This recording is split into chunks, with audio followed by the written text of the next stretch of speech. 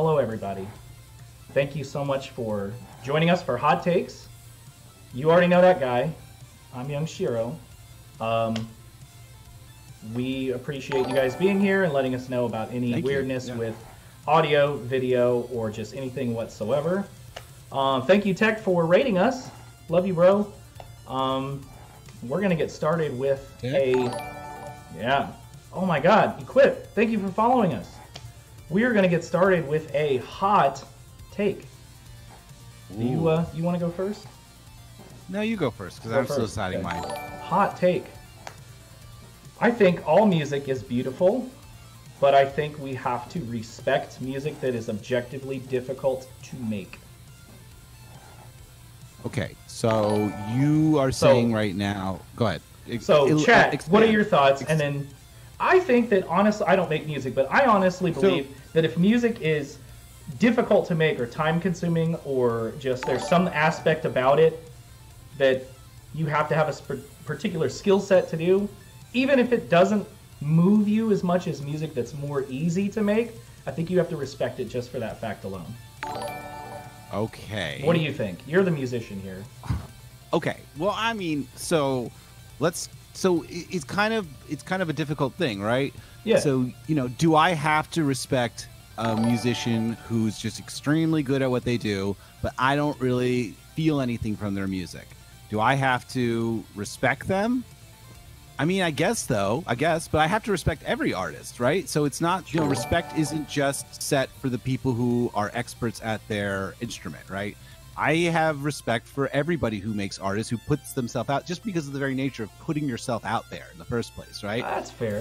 Everybody who makes art and puts their art out there, I have respect for, And I don't have terribly more respect for anyone over any other type of one. Regardless of how great they are. I feel that, and I agree. I don't think I want to give somebody who's just really good at their instrument more respect. Really? However, you don't respect someone who's like honed to their craft for years and years and years, and maybe can like put their fingers in places that other people can't. Okay, fine, but I respect them. But we're talking about the art they make or who they are. I guess it's a different kind of respect, huh? I guess. I mean, I respect anybody who works really hard at anything, right? And that's fine. So I respect the guy who's really good at piano or guitar the same way I respect the chef who's really good at cutting a bunch of celery quickly or something. I don't know. Or someone that a really interesting dish, able to do everything. Dish. Even if I don't like the dishes, right? But the idea of respecting art more because of one thing or another is a whole other situation, a whole other thing, right? Like, I don't respect the one artist who's really great at piano more than the other artists who put together some very simple collage, right? Okay. I respect them the same, and I don't respect the guy who's really good at his piano more than the collage guy at all. I don't have any difference between my respect for them. I respect that. On a technical level, I do respect the guy who's masters interest. On an artistic level, the fucking playing field is level, motherfucker. Look at what challenging art, and just because it's complicated, don't mean it's challenging, right? The playing field is leveled in art now, so it's got to move me. And if it doesn't move me, I don't give a fuck how hard you worked on it. I don't care. A fair point. Rory B11 says you don't have to respect everyone who makes art. Some artists don't deserve respect because they're awful, awful people. Oh, that's like a whole other issue, right? Can you separate the art from the artist? That's like almost a personal decision for every right? Damn, we're getting deep super early. Shit, Rory. We got deep so early. Oh my God, Rory, we're 4 minutes in. That's a hard question. Thank you for asking it. It's a really hard question, right? And the problem is that I can't really prescribe it one thing for everybody. There are artists. Sometimes some people, can separate it. Some people can't, and it's really just what you're comfortable with at the end of the day. I would say though that if an artist that if you are one of those people that separates the art from the artist, and that's great. If that's the case, I would say, yes, you can enjoy that music because your experience with that music is your experience with that music, and no one can take that away from you, not even the horrible person that made it. You know what I mean? That's your experience. That's for you. Real shit. But I would say maybe don't go to see their concerts live anymore. Maybe don't purchase their music. Maybe don't, if they're doing something that you extremely disagree with, whether or not the art moves you or not, maybe take down the amount of support you give them monetarily. there's sometimes there's really nothing we can do about the art because the art. I mean, if an artist unfriends me on Facebook, I always torrent their music. You know what so I mean? So don't unfollow me on Facebook. You know what I mean, though? Like, if the art moved you, and then you found out later they were a complete piece of shit, what are you supposed to do? You can't unmove yourself. Yeah. You experience that. You experience that with the art. And I know the artist turned out to be a douchebag or a horrible person or did something terrible. Like, what are you going to do? You can't. And where do you draw the line? Them. You know, well, like, you could, oh my god. There's the Me Too movement. Obviously, those people are terrible, right? Don't condone anything they did. And then there's people who, like, maybe betrayed would be a word I would use. Be very, very appropriate. I don't know. I guess it just kind of depends on what they did. You know. I mean, like Roman really Polanski. This is oh my god. This is so. Why are we getting into this? Do you want to roll into the next hot take? No, I want to continue this just to put a pin on it really quick. And to put the pin on it is that this is a thing that's going to be different for every single person. You know what I mean? Right. There's everybody's going to react to this sort of thing differently. My biggest thing, my best advice is that once again. If the art moved you, it moved you. There's nothing you can do about it. You can't unmove yourself more from that experience you had. So you can still feel free to enjoy the art that moved you. Just try not to support the vessel, the awful, imperfect, gross vessel that created it. Because at the end of the day, like a lot of these arts are just vessels for the art that come through them. And they're human beings, and the art is almost something completely different, right? Oh my god! That's the other reason why we shouldn't really worship artists in general, in my opinion. Because we shouldn't really worship anybody, in my opinion. No, you're right. Everybody, in my opinion, is just a vessel through which something travels. You're absolutely right. That's the thing. And like, I actually think the whole, I think it's kind of gross to. Man, you guys already brought up HKE 7 minutes in. Come on now. Oh, is that happening? Rory brought up Azalea Banks, which nicely done. Oh, love that little bit that Rory mentioned in the chat.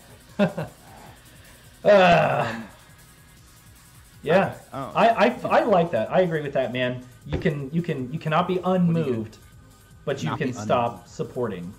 You can stop supporting, but you cannot be unmoved. But you cannot undo that. You cannot go back and be like, nope, didn't feel that. It happened. Yeah. I mean, I fucking can't stand Morrissey. He was the worst dude ever. Dude. But like, what am I supposed to do? Unmove myself from the first time I heard the Smiths? Can't do it, man. I can't do it.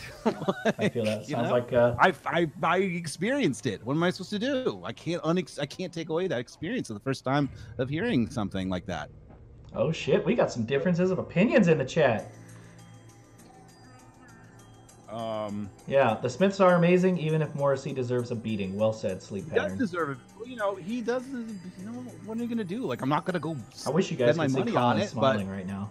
I'm not gonna go spend my money on it, but I can't just like I can't go back and change what I felt the first time I heard something like that. Can't do it. Yeah. What are you gonna do?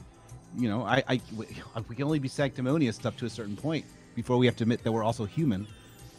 I think my saddest moment was when I realized that when I heard all that shit about what Kevin Spacey did, I was like, oh my god. He was in so many films that, I mean, now are kind of cliche, but when I was growing up and I was just getting into like film and like, normie art films, I was like, oh, Kevin Spacey. Yeah, I was the same way because I got to him. I was like around probably the same time as you. Like, I started being like, oh my god, Kevin Spacey's in American Beauty was a gateway movie. Absolutely was. For me, The Usual Suspects was a gateway movie, and from that, like, I was like, I want to see other things he was in. That led me to like Swimming with Sharks or Seven. And, I don't think he was acting. That cold look in his face. I think that's how he is. I don't want. Can we move on to another? Yes. I can't. Please. Can we not talk? Lux, how have you not seen American Beauty? All right. Anyways. Oh God. What's in the box? Let's talk about another. Okay. How long? Okay. So what should we do now? We want to talk about another hot take? You want me to do one? Sure. Or should we get Colin? Sure. Do a hot take, and then if you want to talk about a track recommendation, that's another thing we want to do, guys. Okay. If you're down, I'm going to tell you about a track that I found recently that I really like, and then you can do one, or we can skip that. It's whatever. Okay, well, I feel like you did a hot take. I don't want to like take up so much more time. So why don't I do a little bit of a recommendation right now? Okay, you do a recommendation. Right now, I really have been very much into. I think Be Careful has a new album, Liminal Spaces. Oh yeah, and that's pretty fucking dope, man. That guy is Careful really is cool. he's been creating some really interesting textured pieces, and he's just got a lot of energy and a lot of creativity in him. And I'm kind of, after I heard that album, I kind of want to see what is going to happen next, because he's an interesting figure and he's really being very active in the Sleep scene Pattern lately, says his VHS sold out in minutes. Damn. And I'm not shocked. I'm not shocked. Yeah, I love the cover. The man's got a lot of energy and ideas behind him right now. He's got the Molo 360 seal of approval. And I'm very interested to hear where he goes next. I think he's going to be another big person to watch for sure. And also another big person to watch for, I mean, obviously, in my opinion, is going to be my sister's Fugazi shirt with those Nautilus albums that they've been creating. Those are Can great. you maybe describe what Be Careful and what my sister's Fugazi shirts sound like to anyone here who hasn't heard them? Be Careful. Be Careful's in here. Yeah, he's here. Great. I was just shouting you out. I don't know. It's a wonderful combination of these hypnagogic synth textures layered over occasional sparse trap beats once in a while, or other types of interesting percussions. And it's pretty otherworldly stuff, and he's really doing a great job with it. And I do also want to talk about, just for one more recommendation, definitely my sister's Fugazi shirt with those Nautilus albums, which are the soundtrack for a kind of a fake PlayStation RPG, Final Fantasy style. I love that kind of shit. Yeah, it's really beautiful world building, and he's doing a great job, and getting a lot of attention lately for especially the last one he just made, the third one. And I really can't wait to see what he does next. And he's another Philadelphia guy too, so that's cool. Another Philly Vapor guy. Okay, that's what I'm talking about.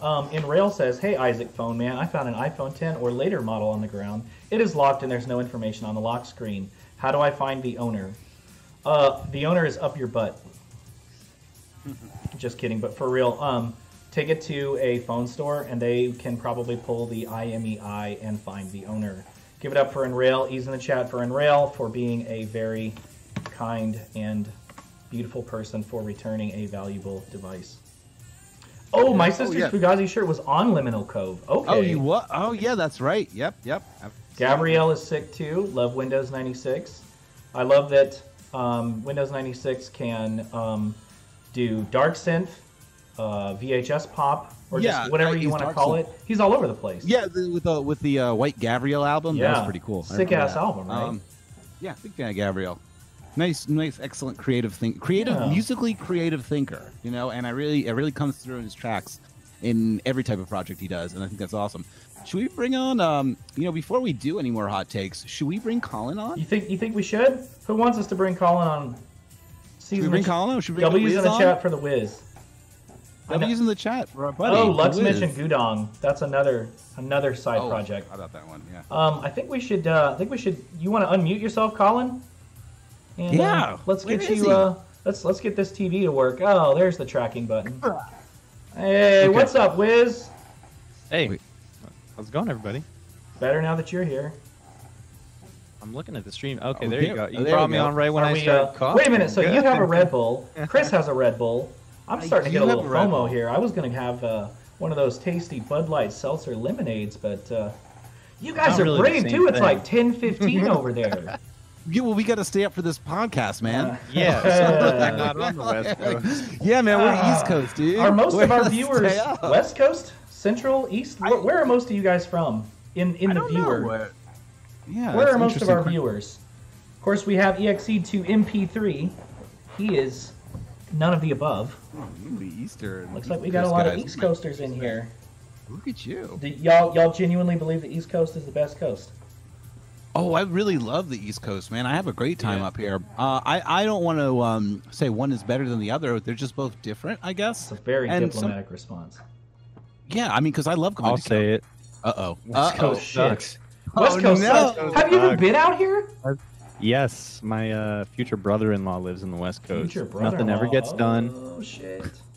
Too laid back. Takes long to get everywhere. Not in Vegas. It ain't laid back. No, sir. One of the first things I learned when I moved here is do not honk at anybody. California. Oh, you know what? Vegas isn't bad though. Vegas isn't bad. I was there. Do not honk at anybody. They will shoot you. It's a vibe, right? We have a vibe up here, and it's true. And I am definitely more accustomed to the East Coast vibe, and I like being busy. I like talking fast. I like moving quickly. And yeah, that's what I yeah. I'm obvious, right? Obviously, I'm like a total product of the East Coast. Jez, I am planning to implement an air horn probably by next episode. But I do really. But how much do you like just appreciate this sort of chilled out, accepting vibe on the West Coast? It's so fun. Like, I don't like it. You don't have like makes me anxious. You don't have a night. You get anxious talking to like Frank. Well, Jossi. did you grow up? Come on, that guy's so where chill. You are? He's like the most West Coast. Yeah. So you grew up where you're living right now. Yeah. Okay. I think my characteristics are like if you watch what's that Midnight Cowboy. I'm Dustin Hoffman's character. Like I can't not be. Isn't that the movie with the? I'm walking here. I'm walking here. You're Ratso Rizzo. I'm a rat. I'm a Ratso. Maybe now that I'm thinking about that, I remember that. Do you know what? Pretty sick. I'm hoping I'm not on that. No, he dies on a little bit of spoiler bit of alert, Ernest, guys. A little bit of Ratso Rizzo. So you know what's true. So you know what's well, I mean, yeah. So that's like Ratso is based on the character from Dustin Hoffman in that movie. So fun fact about that film is that movie was made right off the heels of The Graduate coming out. So Dustin Hoffman was kind of like a little bit of like a crush for a lot of girls back then. And so many times, like while they were filming Midnight Cowboy, like all the girls knew him from The Graduate. So every time they were shooting these scenes, they'd be like, "It's Dustin Hoffman," and they would go crazy, and they'd have to shut down shots because he was just too popular with the ladies on the street. Oh shit! Even in that disgusting makeup, yeah. Like, but they all recognized him from The Graduate. So fun little Graduate story. But, Dustin Hoffman's great, though. I really hope. Let's talk about artists we hope don't have anything bad come out about them. The Wizard of Loneliness. I think Dustin Hoffman's on there for me. Yeah, for sure. He's definitely not a musical. Not for his music. Oh, he makes music? No, he doesn't. Oh. I'm just saying. I'm so disappointed. Not really related. You were talking about Kevin Spacey. I literally started like, Googling. That one sucked. That sucked. That did suck. That's so disappointing when these things happen. I do not want. Yeah, it sucks David for Lynch to ever the people that are, victims in the case. It also sucks for people that like this stuff. Yeah, it fucking horrible for the victims. Would be terrible. Yeah. I mean, obviously, that's most important. Yeah. Yeah, that goes without saying. Farplane says if Animal Collective got Me Too, it would crush him, but he thinks we're in the clear. Me too, man. Animal Collective, I feel like, is super seminal to the chill wave scene. At least Panda Bear is. Oh, do you guys agree or disagree? I mean, but I do. But here's, however, I will say that unfortunately, Animal Collective is fine. Do I need to mute Chris real quick? One of the big reasons. Hold on, no, it's just we're gonna get like 6 degrees of Kevin. No, it's like 6 degrees of Kevin Bacon right now, basically. So Animal Collective. In my opinion, also one of the big people to really push music in the right direction. I really do feel like we were hitting that point in like the late 2000s when things were getting really stale. Indie rock was getting very, very, very overproduced. And I do think Animal Collective was one of those bands that you listen to as a reprieve from all the sterilized music that was out there. Like Animal Collective was a breath of fresh air, and I really do think it helped push us in the right direction with music. But anyway, my thing is that remember that Animal Collective started an imprint label called Paw Tracks. Paw Tracks. Do you know why Animal Collective started the imprint label Paw Tracks? Do you know why? They started for one reason. They only started for one reason, and then the label actually shut down shortly after. Do you know what they started it for? That Kevin Spacey It's because of what Lux said, isn't it? It's because of Ariel Pink. It's because they started it for Ariel Pink, because they got Ariel Pink's demos, and they loved the music so much. I remember he had a lot of stuff on there. They decided to start a label to release it. And I just felt so bad for Animal Collective when all this shit fucking came down. So I guess like it was kind of known by anyone in the industry back then what he was like. It was? I guess it was. That's what I'm told. Anyone that like tours or that like has been in music is always like, oh yeah, he's always been that way. Fucking cool. And Farplane says, I don't think they're guilty by association per se. I don't think they're guilty. I don't think they're guilty. I'm joking right now, guys. Like that wasn't me. That's a hot take. That was a joke. I was making a joke. Oh, whoops. Hold on. There we go. Yeah, I was just joking with that. I need to get a hot takes GIF to pop up. Animal Collective is fucking brilliant, beautiful human beings. Thank God. I'd buy that for $1, guys. Wiz, are you an Animal Collective fan? Yeah, I like the post Merriweather Pavilion era stuff, and then I probably fell off. I think I was wooed by the very generic indie music that was coming out. I think what you were saying, Isaac, around 2009. But I'm not. Are we talking like Passion Pit, Nikkei Snow type stuff, or are you talking like? No, I'm talking like Tokyo Police Club and shit like that. Yeah. Oh yeah. Yeah. The indie rock stuff was Hot very take. tame. Tokyo Police Club is very boring music. Any band that sounded like they were making music for an iPhone commercial. Vampire basically. Weekend. Yeah. Oh, I like Vampire Weekend. I think they were earlier. Sung Tongs. I like Vampire Weekend, but I could see there was a lot of bands that wanted to be like Vampire Weekend. Yeah. I think the problem was. Oh my God, Lux Elite says, "Fuck Vampire Weekend." Oh, I know. I mean, like, I could totally. Singer I is get annoying. it. I get it. Yeah, I agree. You could, I'm the one being a little bit equipped. Sung Tongs and Feels are absolutely the best ones. Love you for that. Yeah, I think Kevin. I do. That's a really good guess. Here's the thing: is like you only needed one Animal Collective album to really connect with you to just be shifted in the right direction. And like, they were all sort of different. And they were exactly. That's why I'm saying like you only kind of needed one. Who needs the Zodiac or personality type quizzes when you can just ask them which Animal Collective album they like the best? Yeah, right. You know what I mean? Like all the like really earthy types really like Sung Tongs. All the like MySpace indie rock types really like Feels. All the people that really like the electronic sounds of the late 2000s really like Merriweather Post Pavilion. I really liked Merriweather as well. You know? Me too. I actually have a funny story about that. This is crazy, but I actually took a break from music for a whole year. Don't know why, but I just kind of regressed and just did not. Why couldn't it be this? Weird, right? Did not know it wasn't this year. Right. It did not seek out any new music ever, and the one thing that brought me back was this. Y'all are gonna kill me. It was My Girls, which, overplayed as it is, just hit me so deep. It hit me so fucking really good deep. Song. It really is, dude. It's really well done. It's a beautiful song. It's a really beautiful song, and it's just for a lot of people, the first time you hear that song, it comes at like the right time for some reason. Like it really hits people at the right time for some reason. It was like very it did with moving. me when I heard it. I thought it was great. I found it moving too, and I still like it. And I do remember listening to it a lot the first time I heard it. You know, and maybe I don't listen to it quite as much as I do 10 years later. But I've got a feeling you would really like that song because you also we were talking about Fantastic Mr. Fox and the Royal Tenenbaums. Oh, that film yesterday. is so fun.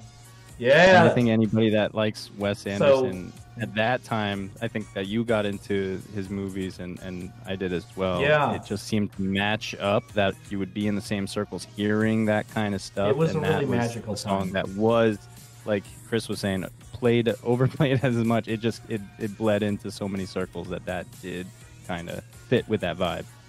So apparently, Chris, all three of us have a a Team Zissou beanie in our possession, by the way. Oh, really? All three of us. That's not. Colin put his on yesterday. And his favorite... Really? He and I have the same favorite Wes Anderson film. Well, what's your favorite? I have a favorite Wes Anderson film as well. Hold on, really quick. I just want to say... Propane, I do love the Watermelon Red Bull as well. That's one of my favorites. That is the best. I like that one too.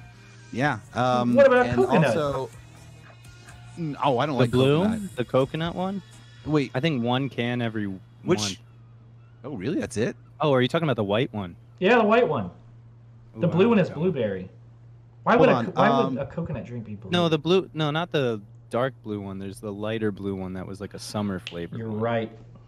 That's so funny the way. So it's really fascinating to me the way that Red Bull has slowly replaced soft drinks for us. Basically, it's been a very insidious. It's a soda process, that does something for once. Well, I mean, that's the thing is like, this is like, sodas are for the previous generation. Nobody really drinks like a Coke that much anymore when they're on the go. Maybe you have it once in a while with a very savory meal, but I don't really drink Coke that much anymore.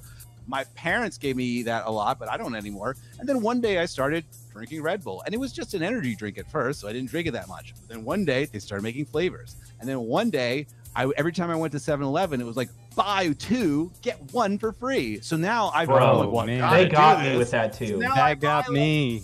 Yeah, I think most people got into Red Bull from the like buy 2 get more. Exactly. So now that's what you drink all day, and if it's like slowly. Oh, I don't know about all day.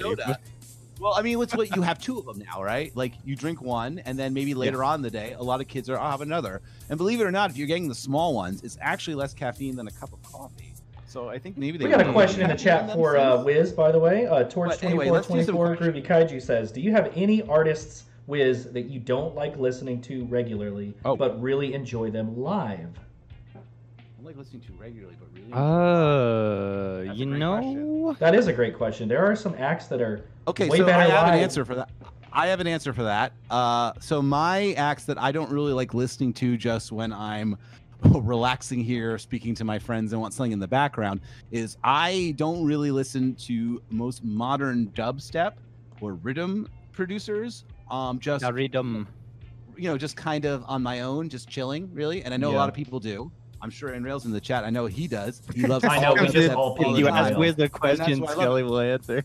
But I do enjoy that music, but I really mostly enjoy it at a festival, in a festival environment. It hits different live for sure. It hits so different. It's like all of a sudden, most of the time, when you go to a seat at a festival and there's just giant speakers and you're under a tent and there's crazy visuals and a bunch of kids dancing in neon bikinis all on Molly, and you're like, this is the greatest. What was this you said this was called? This is all those festivals, man. All the festivals. I remember I went to a festival outside of Austin we all know that was them, all bass type music, and people actually were hanging out, jumping up and down, dancing completely topless, and I was like, let me just not be weird, but I've never seen that before. Wow, people can it's so fun. What a terrible time to be pantsless. It's what a terrible time to be pantsless. That's what. At least the attention was off of me. I'm gonna pop in and say, yeah, we want to hear it. Actually, the music I feel bad buying it on vinyl because I know I don't like listening to it on stereo. Is metal and especially black metal music. I really like this band Behemoth, and I love listening. I mean, I listen to it in the car, which is weird. I would listen to it in the car, but not at home. And I have the album, and I feel guilty because they only released the. I think the Satanist is their best album, I think. And they didn't release a lot of it, so getting a copy of it on vinyl was I really wanted to track this down just so I have it on vinyl. Yeah, wild. Yeah, it's amazing too. Is metal on vinyl pretty cool? I didn't know that metal people bought a lot of vinyls. Here's the thing: I listen to it when I'm cycling or exercising. Cycling? You bring the whole fucking vinyl player with you? No, shut up. I'm serious.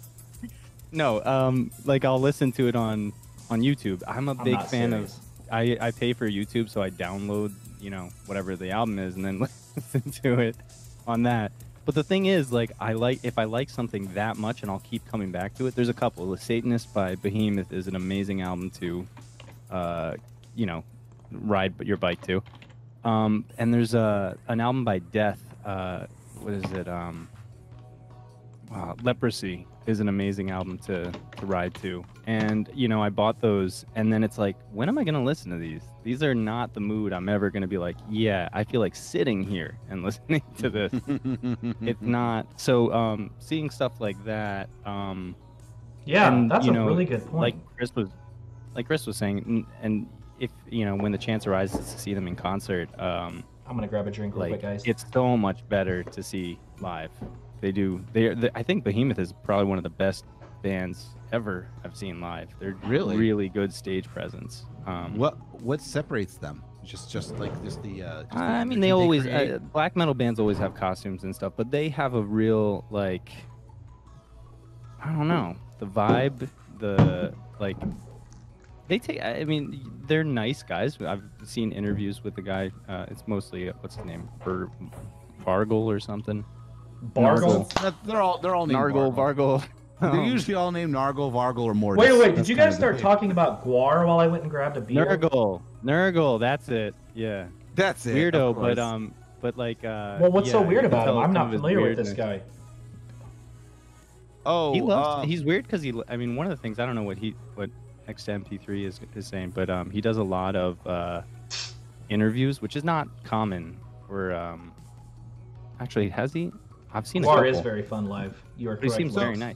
So the thing that's very intriguing to me about black metal in general, right, is the subculture of black metal in general, is that it's so fascinating to me because what's so fun to keep in mind is how every country, based on their culture, based on their history, based on their national identity, will develop a different subculture than another country. You know what I mean? You're absolutely right. Their version of rebellion will look different, right? Like, so in America, we have a version of like our initial like version of like modern underground rebellion, you know, with people with guitars who held guitars. It looked a lot like punk and hardcore, right? It looked a lot like guys kind of like jumping around and like fighting against some political system, right? Whatever, and then the way they were dressed and the way the music sounded and the themes that they had, you know what I mean? The sort of like street punk themes that they had. That's like very American stuff that went on, right?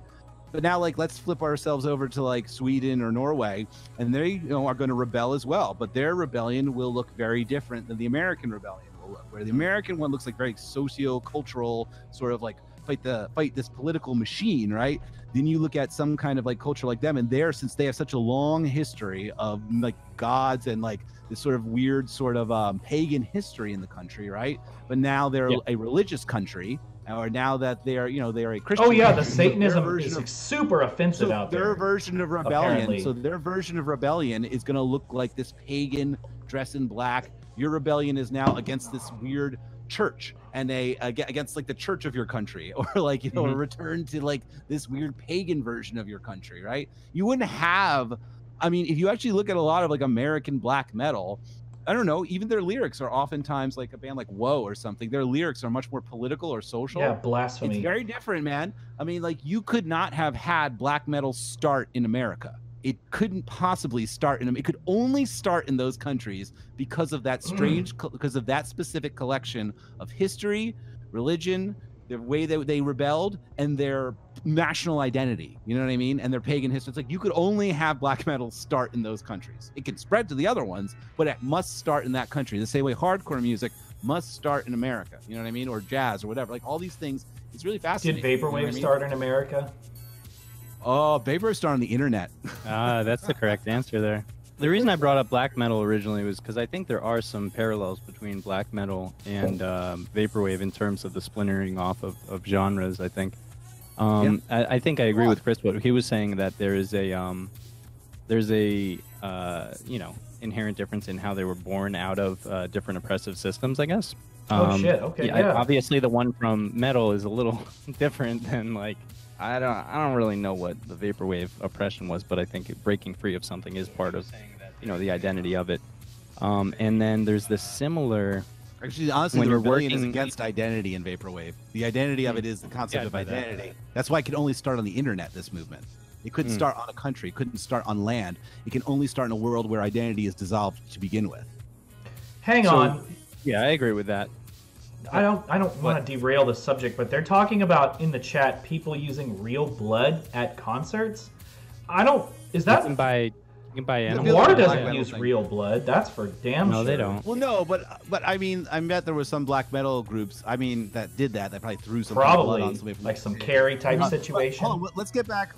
Sorry, also, my bad. Yeah. No, I was just gonna say genres. The splintering of the genres being similar. Well, I think it's interesting to kind of see that some of these micro genres, when it's already small to begin with, they fracture in similar ways. Like in black metal, you see.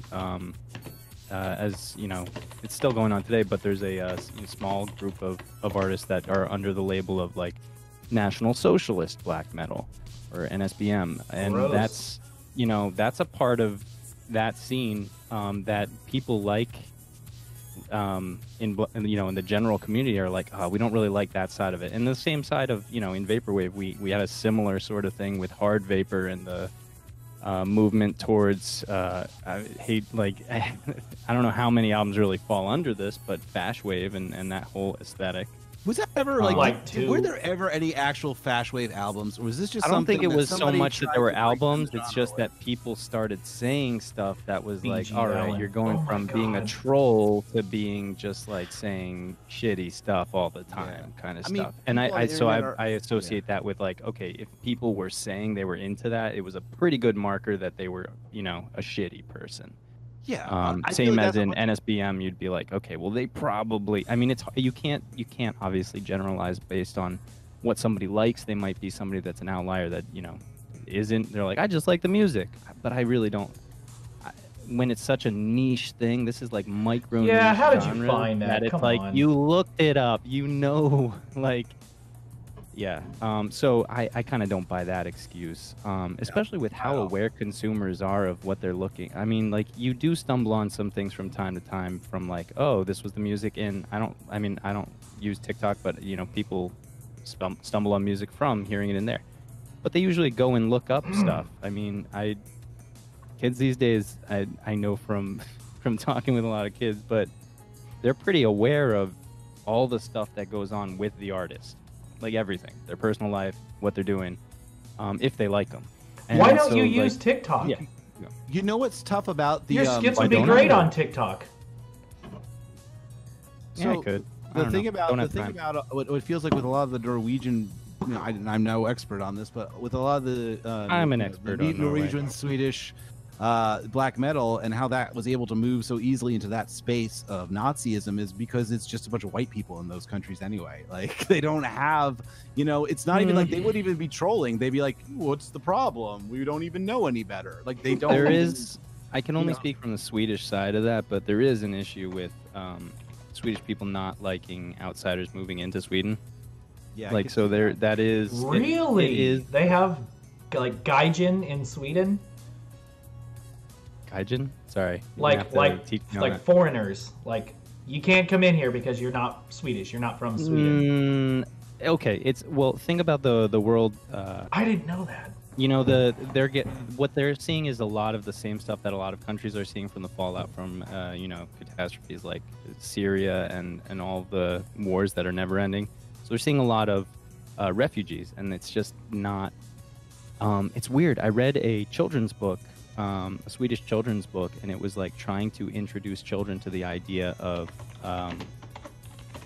accepting new-looking people into their cultures. And it was like because my grandmother's Swedish, I was like, what is the point of this story? This doesn't seem like they would need it, right? And she's like, there's a lot of pushback against that, but I think that's the same in a lot of European countries. Like they're just, in a lot of countries, period. It's a shame. Yeah.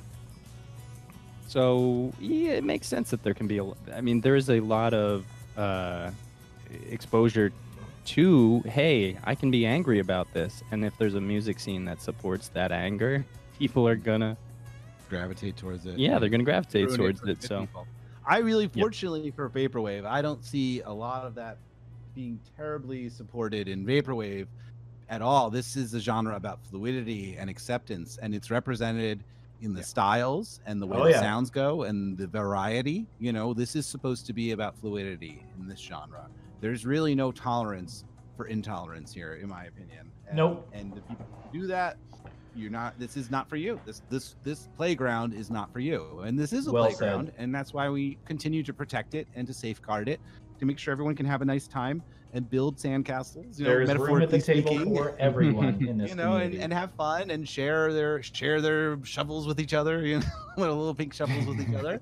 And this is the dream, man. Like this scene is supposed to be, for me, always was to be the dream. You know what I mean? I agree with Enrail. We do need a new Rat Boy Genius album. Oh, we do. Holy shit. Absolutely. Going off of the point that you were making, Chris, is like I think that. What was I gonna say? Something about so I watched this is it the punk rock MBA podcast? It's one of the defining characteristics of musical movements that succeed is this idea of tribalism. And I think that I can say anytime I've called an artist out or like a side of the scene out, I see that kind of like backlash right away. Like, oh shit, I guess I shouldn't have said anything about future funk. Like, and so there is that large, like, hey, we stick together kind of thing. It's also, I also see the other side of it's like if somebody, is overly critical or taking somebody to task, I see them taken down very quickly, I think people are because it's such an online-based genre. You see personalities online, very quick to like voice their opinion back online. There's a very quick feedback to that. And Absolutely. so it's tribalism in both regards there, I think. Good and bad. For sure. You know, it really comes down to, you know, whenever you're going to make a criticism of something, I think, whenever I do, or if I'm going to make a criticism of something, I'm going to think about why I'm going to make it and what do I think the reason is, and can I support it, and to make sure I'm not doing it because I'm upset about somebody or something or whatever, or even something that just happened to me.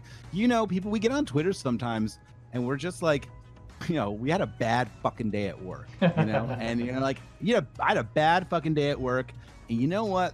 That fucking new slush wave artist is gonna get it. Right. No, shit I mean, rolls we should downhill. Always, like, we should always, no, I mean, I make hot takes all the time, but I, you know, sometimes I make them and I'm like, did I really need to say that? Was that really worth it? Did I need to criticize Owl City one more time? Yeah, they keep getting shit on. Oh, that's Well, one you know less what? That Firefly. motherfucker can take. You know what? That motherfucker can take it. You know what? Of That course. motherfucker can take it. All the criticism that I lay on his Christian ass isn't gonna do shit, right? He's got $1 million. He's fine. But maybe some of the people we criticize, they don't have $1 million, and they are just trying their best right now. Maybe they're still Farplane looking says for their Owl voice. City makes horrible slush wave. He was the worst selection. I know. When right? is It's somebody so going bad. to? Well, they'll probably get sued into oblivion I if think, they use that. You know what, man? 3D Blast flipped Owl City. I was just gonna say that. Yeah, That song I was like, is huh. so. That's like one of my favorite songs. And I feel I'd rather stay. Dude, It's so Maggie good. Wave chopped and That's screwed such like a a good song. dubstep track, and it slapped. It slapped hard, man. Yeah. Not I where you told take you it from, it's earlier where you that, take like, it to.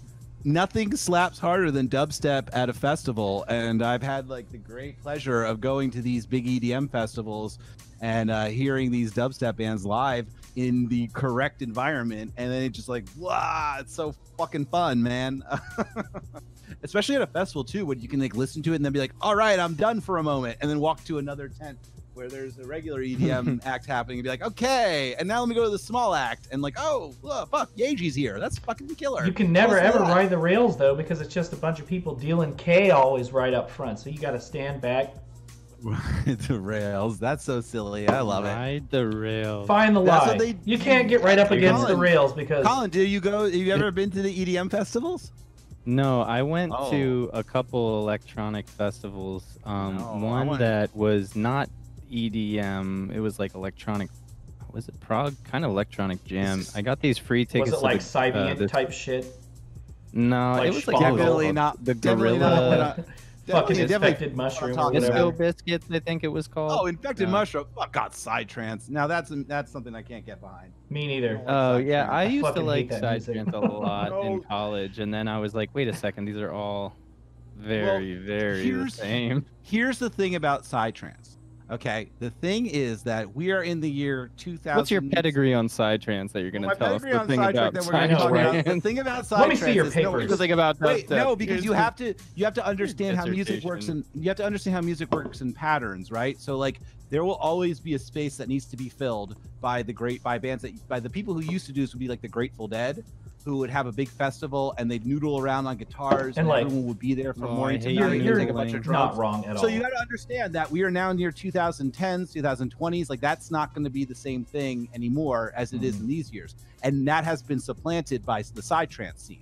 So now the dirty hippies Yeah, I who see. want to go do like a morning show, like a sunrise show, and watch like Tipper or something play, and they'll be like, Tipper's gonna play, man, and it's fucking life changing, and they sound just like the Deadheads to me, who are like, man, Yeah, fucking Dead are okay. gonna play. I was just show gonna at, say, like, because the the morning, show- and it's gonna be fucking life changing, brah, and like The you know, show that I went to, it was like Deadheads. They were like, I was like, yeah. hey, I'm gonna leave my coat here, and there You was gotta these two hippie elderly couple, and I'm elderly. I mean, like they were in their 40s, and they had like the neon, like Elderly, neon like outline in of their the hat, 40s. hat thing. And they were like, "We'll watch it, man. Everybody's cool here. Do you want to do a Yeah. bump off this key?" And I was like, "What? Yeah, dude. Yeah, dude. I just And, want to leave my coat here." you know, and we've moved to, you know, and this is like where the Wooks are, right? You know, that's Oh, the damn, and Rail's Maurice gonna do Sendak, another- worst Maurice Sendak book ever. Where the Wooks are. But I don't no, know. Worst I- Maurice. I there was that one about Little Bear. Never mind. I'm not gonna. That's okay. Let's, hold on. Can we, before we get into Maurice Sendak? Good book about Maurice Sendak just came out, apparently. I watched the documentary about him too, that like Spike Jonze shot himself with just interviews of him, and he's a interesting character. He's the guy who wrote Where the Wild Things Are, right? I bet Isaac liked Where the Wild Things Are because they had that Arcade Fire song in the trailer. Hey man, do not read me on my own show. Is that true though? Hey, TV static time. Let's so here's back up. So here's the thing. Oh, is much that, better. Yeah, you got to go to the EDM festivals because it's just like, you know, ethnomusicology studies, right? Did you just? You did. Briefly. You did it. Briefly. Hey, don't tell me you don't like chamber pop. At least a little bit. It's ethnography. You know what I mean? It's I'm a Baroque pop. You're looking at the different cultures, right? You know, it's anthropology. It's musical anthropology. When you go to the music festivals, where the younger kids are. We moved on from this. We're not talking about. We're talking about Maurice Sendak now. Are we on to that conversation? No, we moved on from that too. What are we talking about now? I love chamber pots. Chamber pots? Chamber pop. How do we get on to chamber pop? Like fucking Jez said chamber pot. That's man, not what he said. What's the best? What's your favorite? All right, chamber pop. Like, what's your favorite Belle and Sebastian album? Ooh. Is it for when you're feeling sinister? Oh, that's my favorite. Too. Ooh, wait, no, was it Songs of Liberty? Wait, what's the one with Boy with the Arab Strap? The Boy with the Arab Strap. That one's good. That's the that's like the if you're feeling deep sinister, fan one. If you're feeling sinister for me, and also I think that's the best album title ever as well. What's the best song by them? Do you think? What's the catchiest? There's so Piazza many. New York Catcher, maybe. I would file that under jangle pop. I like Get Me Away From Here, I'm Dying. That one's good. I love that song. I could listen to that any day. I think that might be. I hope that's an artist I hope I never hear something bad about. Belle and Sebastian. Belle and Sebastian. They better not do anything. I'm really a big fan of Judy and the Dream of Horses as well, actually. That might be my second favorite. Oh, that might be my first favorite, actually. Quiz0083 says, you've heard of bedroom projects, now peep a bathroom project. Heyo. Hey, listen, I heard that vaporwave from the was it called From the Men's Room or something? That got funded. Some people like that. No, isn't there one called Toilet That's actually a status funny concept. statue? It's a toilet. Never mind. I'm gonna. There's one called Toilet stat. No, I mean that too. But vaporwave for the men's bathroom is a really great concept. Actually, it was haircuts in the men's room. Like it had. Like I am already picturing it in my head. It's that strong and it's that evocative when you just said it to me now. Yeah, but the music doesn't match the concept, sadly. It was like a slow Didn't down version. HKE write a song called Poop? Well, like the thing about I believe it. A really good vaporwave album, like a bathroom, that's like bathroom music. It's got to be this sort of like you want to get away from it. You know, like all I know is like when I'm in the bathroom, I'm like I want to get away from here. I'm done being in here, and the music is insidious. And it's just like ends with a underpaid man handing you a mint. Right. Yeah, but like you know that's the interesting thing. Him. So like those are sometimes my favorite vaporwave albums. Like, the ones that are just about these spaces that you kind of want to get away. Yeah, from. the liminal spaces. Like what Be Careful made. Yeah. The liminal spaces, man, and that's really fun. And like that kind of idea of like making vaporwave music the soundtrack for places you don't want to spend too much time in is like a really claustrophobic feeling, and I kind of love it. You know, what's the album where you're just kind of shopping in like a Michaels? You know what I mean? Like there's like one album that was fucking background Michaels. music for that. Like it was just like CBS Wave. Like cinnamon. It's a bunch of Kathy Dennis songs chopped and screwed. I don't remember the name of the album. I think it was on Geometric Lullaby, but it was just the background of like going shopping. For Walgreens core. And like trying to you're just like, God, I want to get out of here. The music is just sort of insidious and like mocking me. And they're not going to put on music in these stores that make you want to stay forever. They'll put like stuff on that's they play that in casinos. They play pop songs that you kind of remember. Like it's never the top pop song of the year. It's like the 10th top song of the year that they play at these stores, and it's like fascinating to me to like hear these songs be like, kind of remember that. Like haven't thought about it in 10 years. But yeah, that agree. kind I want of that music Michaels interesting. album now. I like to It's call really that kind of so music much CBS time in wave. Michaels, I don't remember. sadly. It's called on the. I think it's on Geometric Lullaby, but I don't I remember think the you name of it. spend a lot of time in Michaels if you have not a lot of money, because they always have like one good version of a product. their and then one frames that's, are like, super expensive. cheap. Yeah. So like, I used to make T-shirts a lot, and I'd be like, I know this is the good spray that you can use for the thing to like the. I used to make like stencils to put on shirts for those, Oh, like that's sick. stencil shirts. And I'd be like, this is the good adhesive. It's not gonna leave residue. Ooh, but it's $2 more, and I'm in high school, so like, that's when you spend too much time in Michaels. So That's because when you're trying to make those big decisions. yeah. Let's see. I'm not familiar with this album, but Slime Wire Rex says you heard "Vacant Places" by Hantasi, and I haven't, but I'm going to definitely check that out now. Thank you for that recommendation. Yeah. What's Slimewire the Rec has good- actually had some pretty hot takes during this whole conversation. So shout out Slimewire Rec for keeping that energy, matching that energy. Hey, what do you guys think about? I saw a lot of talk on the old Twitter today about, what makes a successful artist, and does it have to do with their personality? And Ooh, I was looking at that tweet earlier today too. I think Oh, we shit. all You were. saw that. Right? Oh yeah. That wasn't a Was tweet 3D that Blast? the Wizard of Loneliness made, was it? 3D Blast. I figure we might have all been. We're all buddies with him, and I figured Oh we wait, might have all I seen did that tweet. see that. Yeah, I got tagged. You in interacted that with that earlier. tweet. I did see it. Yes. Yeah. So I could talk to him. how much of a part does the personality that you portray on your social media have to do with your success? What do you think? Me? Yeah, what do you think? Depends on the artist. Really depends on the artist. It depends on what you're doing with the social media. So There are like, completely anonymous artists that are like you can. getting that It depends bag. on what you're. So it depends on what you want to be, what kind of artist you want to be, what your vision is. If you're going to go in and blindly not have a vision for who you are and what you want to be and what your vision is for yourself, you're just going to go in and if you using social media all the time might not help. It might work against you. If you don't have a vision and you're just scattered and you're just sort of like posting around and you're not sure who you are really as an artist, what your sound is, then it won't go very far.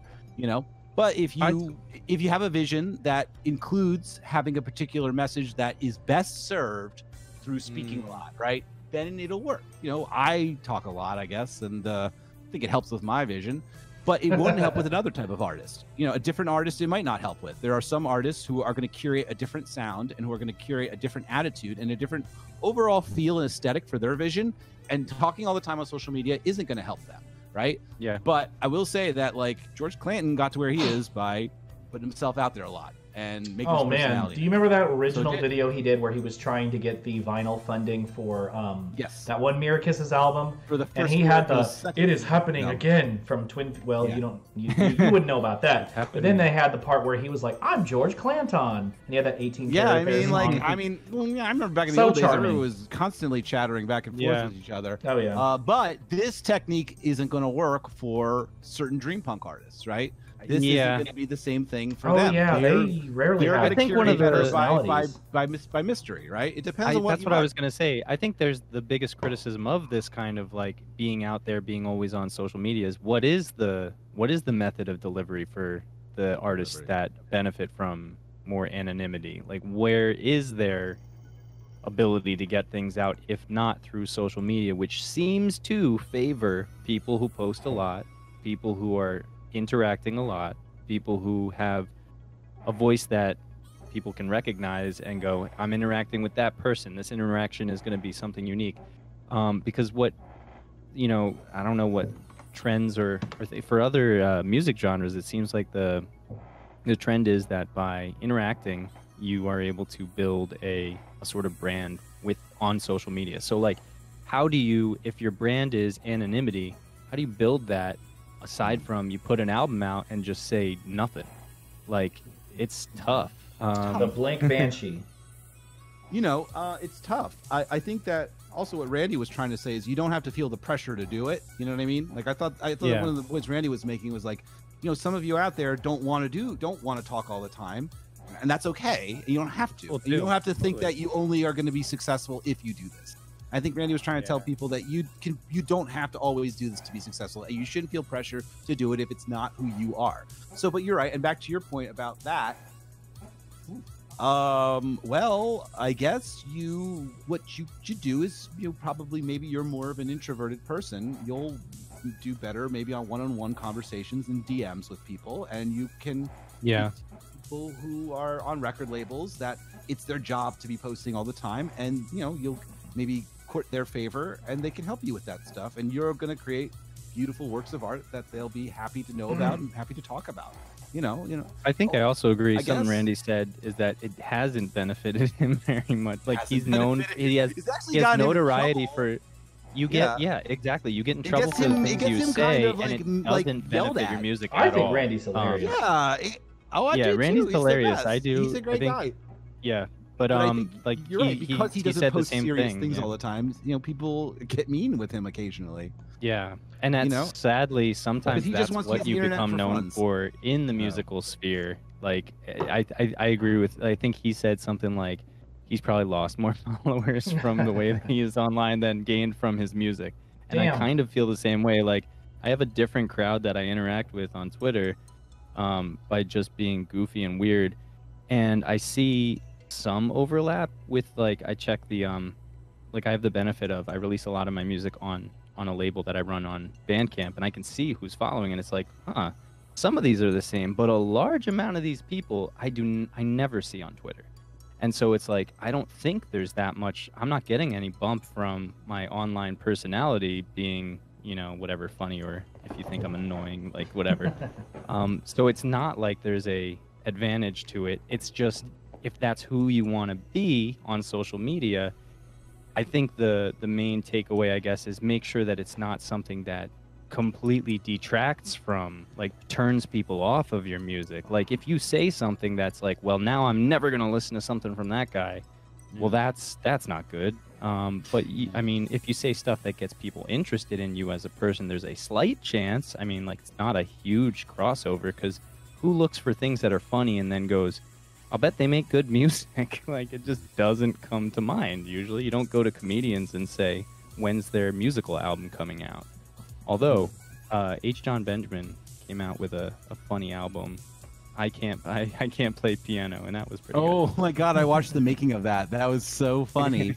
Yeah, we just him freaking screwing around on the piano. Dude, he was playing garbage on the piano. My God. We got a question for Wiz in the chat. Have you seen that yet? Somebody, Quiz0083 says, do you feel a pressure to adhere to the Wizard of Loneliness's wholesome persona anywhere outside of places you explicitly are presenting it? Have you seen my SoundCloud comment? Don't show Ronnie Vaporspace's kids this man's SoundCloud comments. Oh, yeah, that's right. Ronnie was saying how his kids watch you and they love you. Ronnie said the Wizard of Loneliness is his kid's favorite artist. I saw that interview. So you have two fans. Okay. I like how you said two, not even acknowledging either of you. Just like, well, you got to at least with those kids. I do feel that question. Yeah, I do. But that's not because of music. It's because of my job. I'm a teacher, so I don't go out. I go out of my way I try not to say the F word a lot. I try not to go crazy and I'm not going to strip full nude on my, sets. You don't want to pull a Disco Holly? Exactly what I was thinking. Yeah, I was like, when Disco did that, when he showed his bare ass, I was like, well, can't do that. Can't do that. I'll get so I really. Oh yeah, there's a surprising amount of. They watch you guys, right? Sorta. Yeah. That's so wild. they're not interested. My I work at a school. My students are not interested at all. Because I tell them what the music is. I was like, well, do you like hip hop? And they're like, I like trap. And I'm like, okay, well, you might like it. And they listen to one song. They listen to I basically point them to the stuff on my SoundCloud, and they're like, okay, it's cool, but it's not for me. And that's when they kind of tune out of it. But that doesn't mean I can just go hog wild and start stripping on stream. That's not really an interest of mine anyway. But that's where the wholesome persona comes from. Also, I just really like, and I think you brought it up, Isaac. My persona is very much I go for a kind of earnest, as in earnest, scared like Ernest Goes to Camp, or Ernest Goes to Prison, Ernest Goes to Camp, or Pee Wee Herman type. That's exactly vibe. what I was thinking. And that's a tough line to skirt, honestly. Yeah. To create the likable man-child is like such a difficult art form. You know what I mean? Because it tips my in first any exposure the to the Wizard of Loneliness was that damn skit where you find the little ska book and you're like, well, you can't just leave it here. And then you start doing that's the southern twang voice. I fucking love it. I saw that. I was like, this guy's music has got to be great. That's definitely the character. I'm always surprised. Like people are. This isn't like a humble boast, but everybody always thinks I'm either younger or dumber or or like that's how I actually or galaxy brain. That's good. That means you're really set. You really like people lose themselves in the character. Oh, and the skits really with Discoholic where they showed it with the disco burger and the disco sauce, and they like made. Oh yeah, that was really funny. That was so fun. Oh, that shit was so funny. I took a screenshot. That was great. So that a lot of people are surprised that my voice is different than the skit voice. Well, you can't just like that kind of voice. Kind of like the Chips Basket voice. Yeah, you gotta get a job in voice acting, man. You're quite skilled. If I had time, I really thank you, Ming Curry. Ming Curry just followed.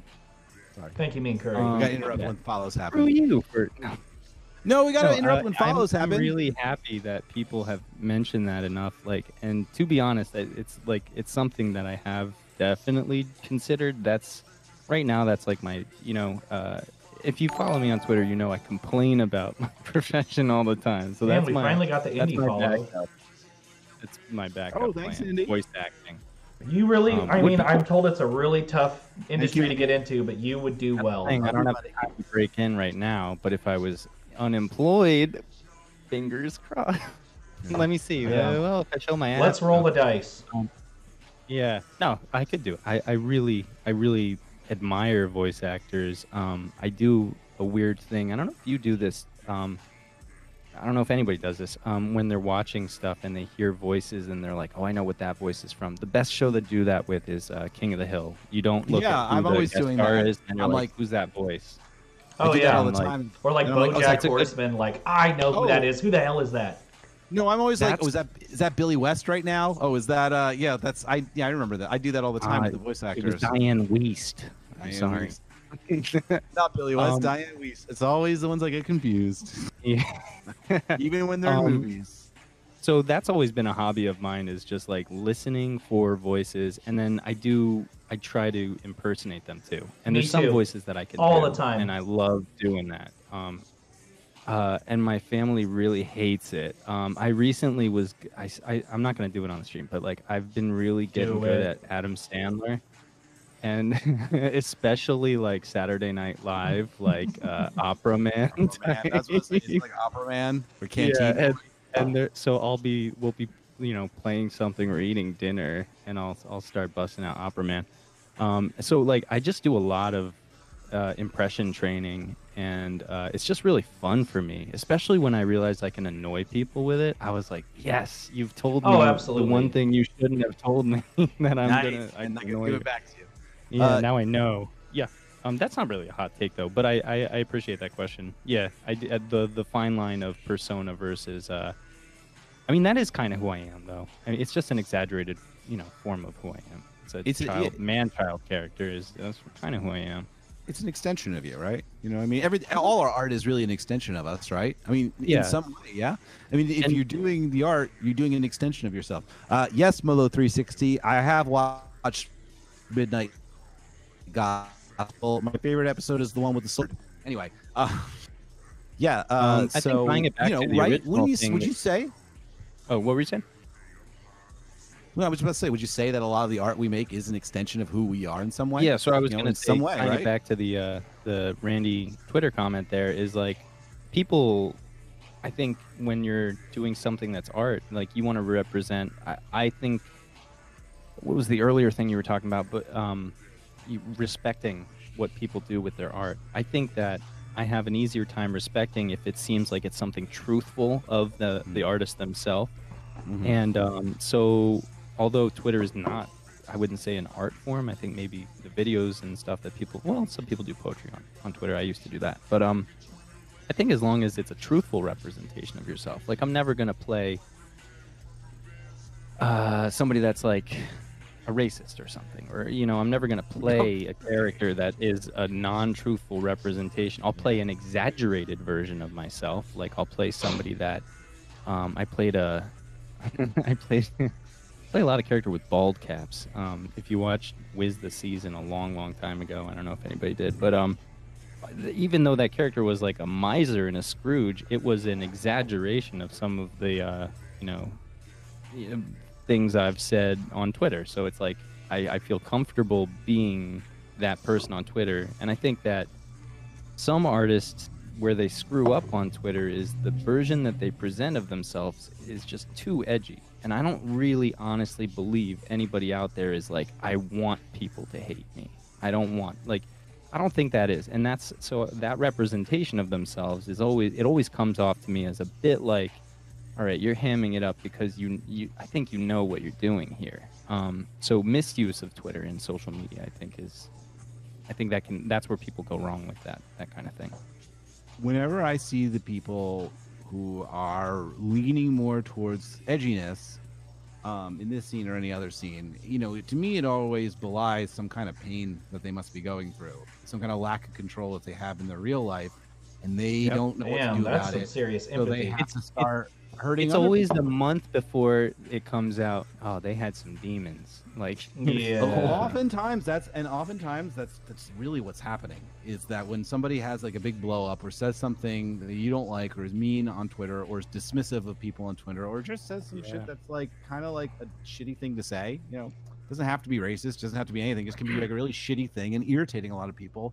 Like they're probably going through some really hard shit at the moment in the real world. Yeah. And we sometimes forget that this thing on the internet with social media, it's not the whole person, and there's something going on with them that's making them this way. And that's usually what happens at the end of the day. And you find out about it months later, that they had like a breakdown, that their family was sick, that they lost their job, that something made them feel out of control with their life, and they needed some form of control, and they lashed out in a way to get some kind of control or some kind of attention, and they probably maybe even regret it.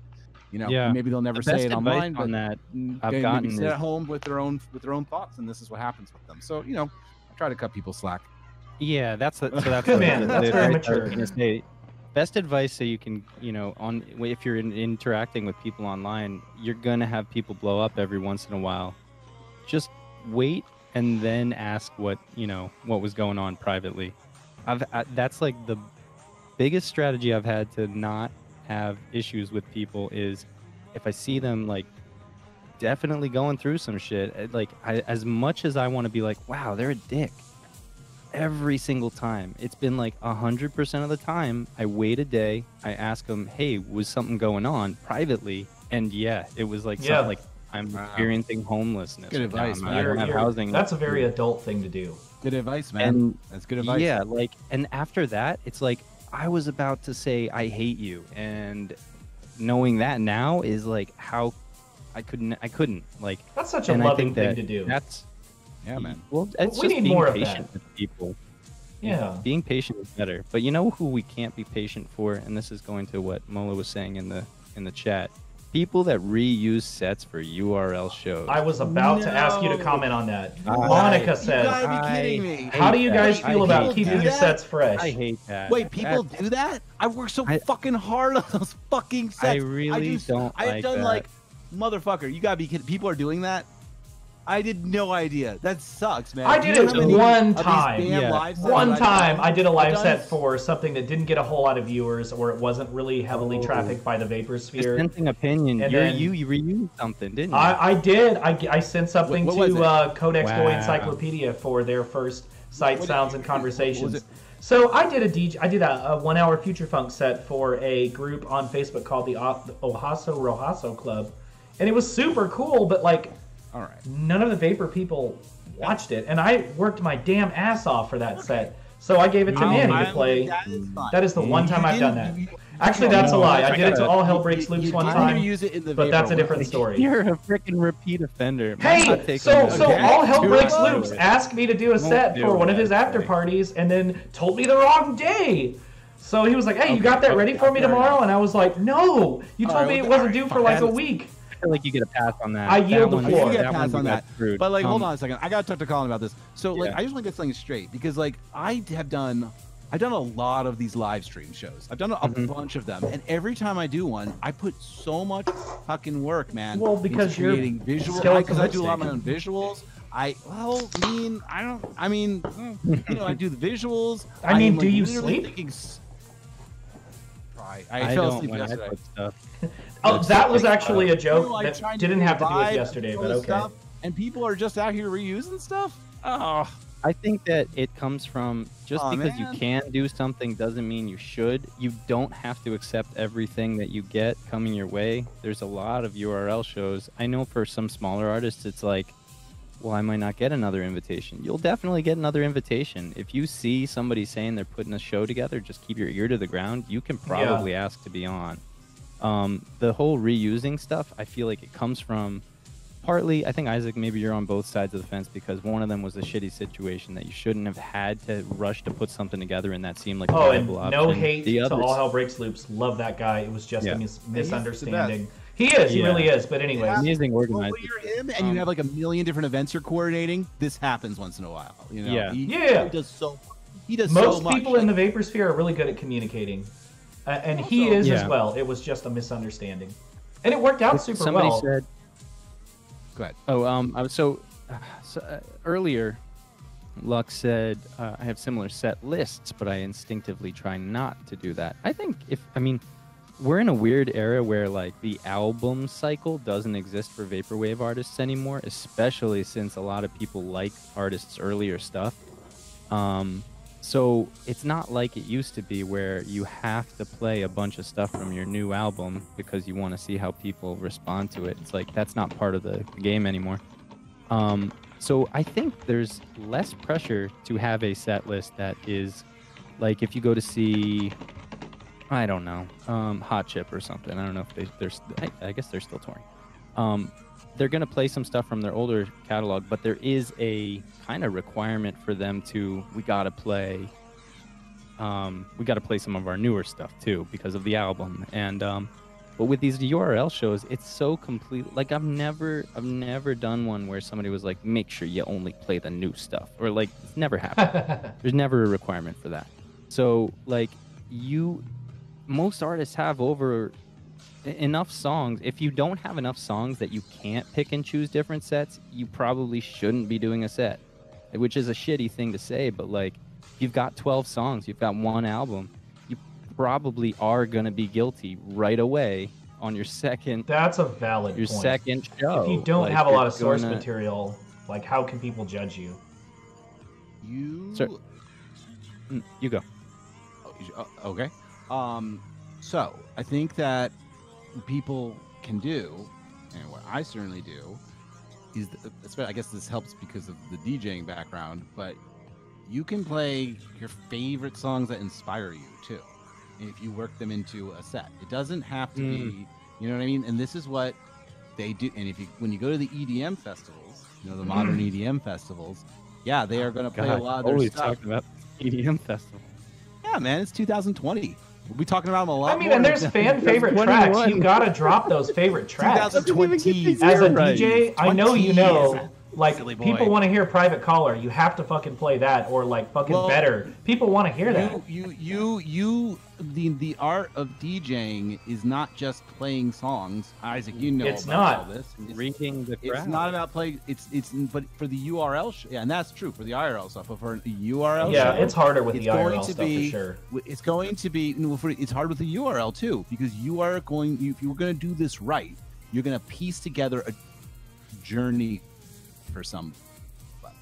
You're going to start at A and end at Z, and you're going to move them through this alphabet of ideas you have and feelings you want. You're going to tell a story, and a vibe that you're creating, like that set that you're going to take them on a roller coaster, like that one that you just did recently, man. You know what I mean? So a lot of times, like honestly, my sets, sometimes I'm doing live stuff, sometimes I'm DJing. A lot of times I'm doing both. I'll start off with my songs, mix into some songs. I mean, we could talk about the Lipstick Elite set 30 from last weekend. That's what Lipstick Elite. That set was amazing.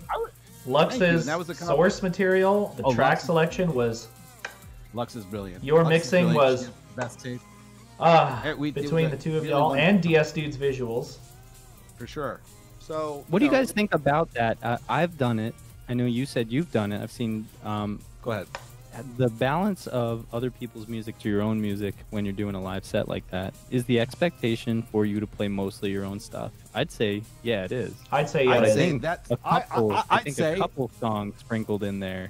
No, like I throw an on. If I'm gonna go pay to see like Mark Redito, like we were talking about earlier, I don't want to see him DJ a bunch of other people's music. I want to see him play his music. No, you guys are reading this all wrong. You're wrong. You sound old. This is how it works, okay? You do all the stuff. I want my money's worth.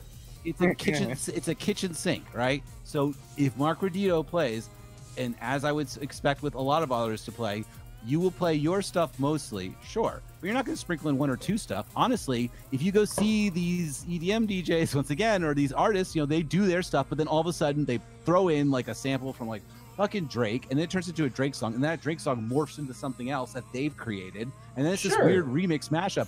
Like, what? This is all shit that we learned from, like, you know, Girl Talk and stuff too. Really, you know what I mean? Like, this is how. This is how this stuff works. Is that we're not. This isn't a rock show anymore. This music isn't rock music. Stop trying to treat it like it should be played like rock musicians play. Okay, I feel that on a spiritual level, though. You're absolutely right. The standard has changed. You guys are viewing stuff from the idea of a rock band playing, but this isn't rock music. So there are many more options for how you can do this stuff.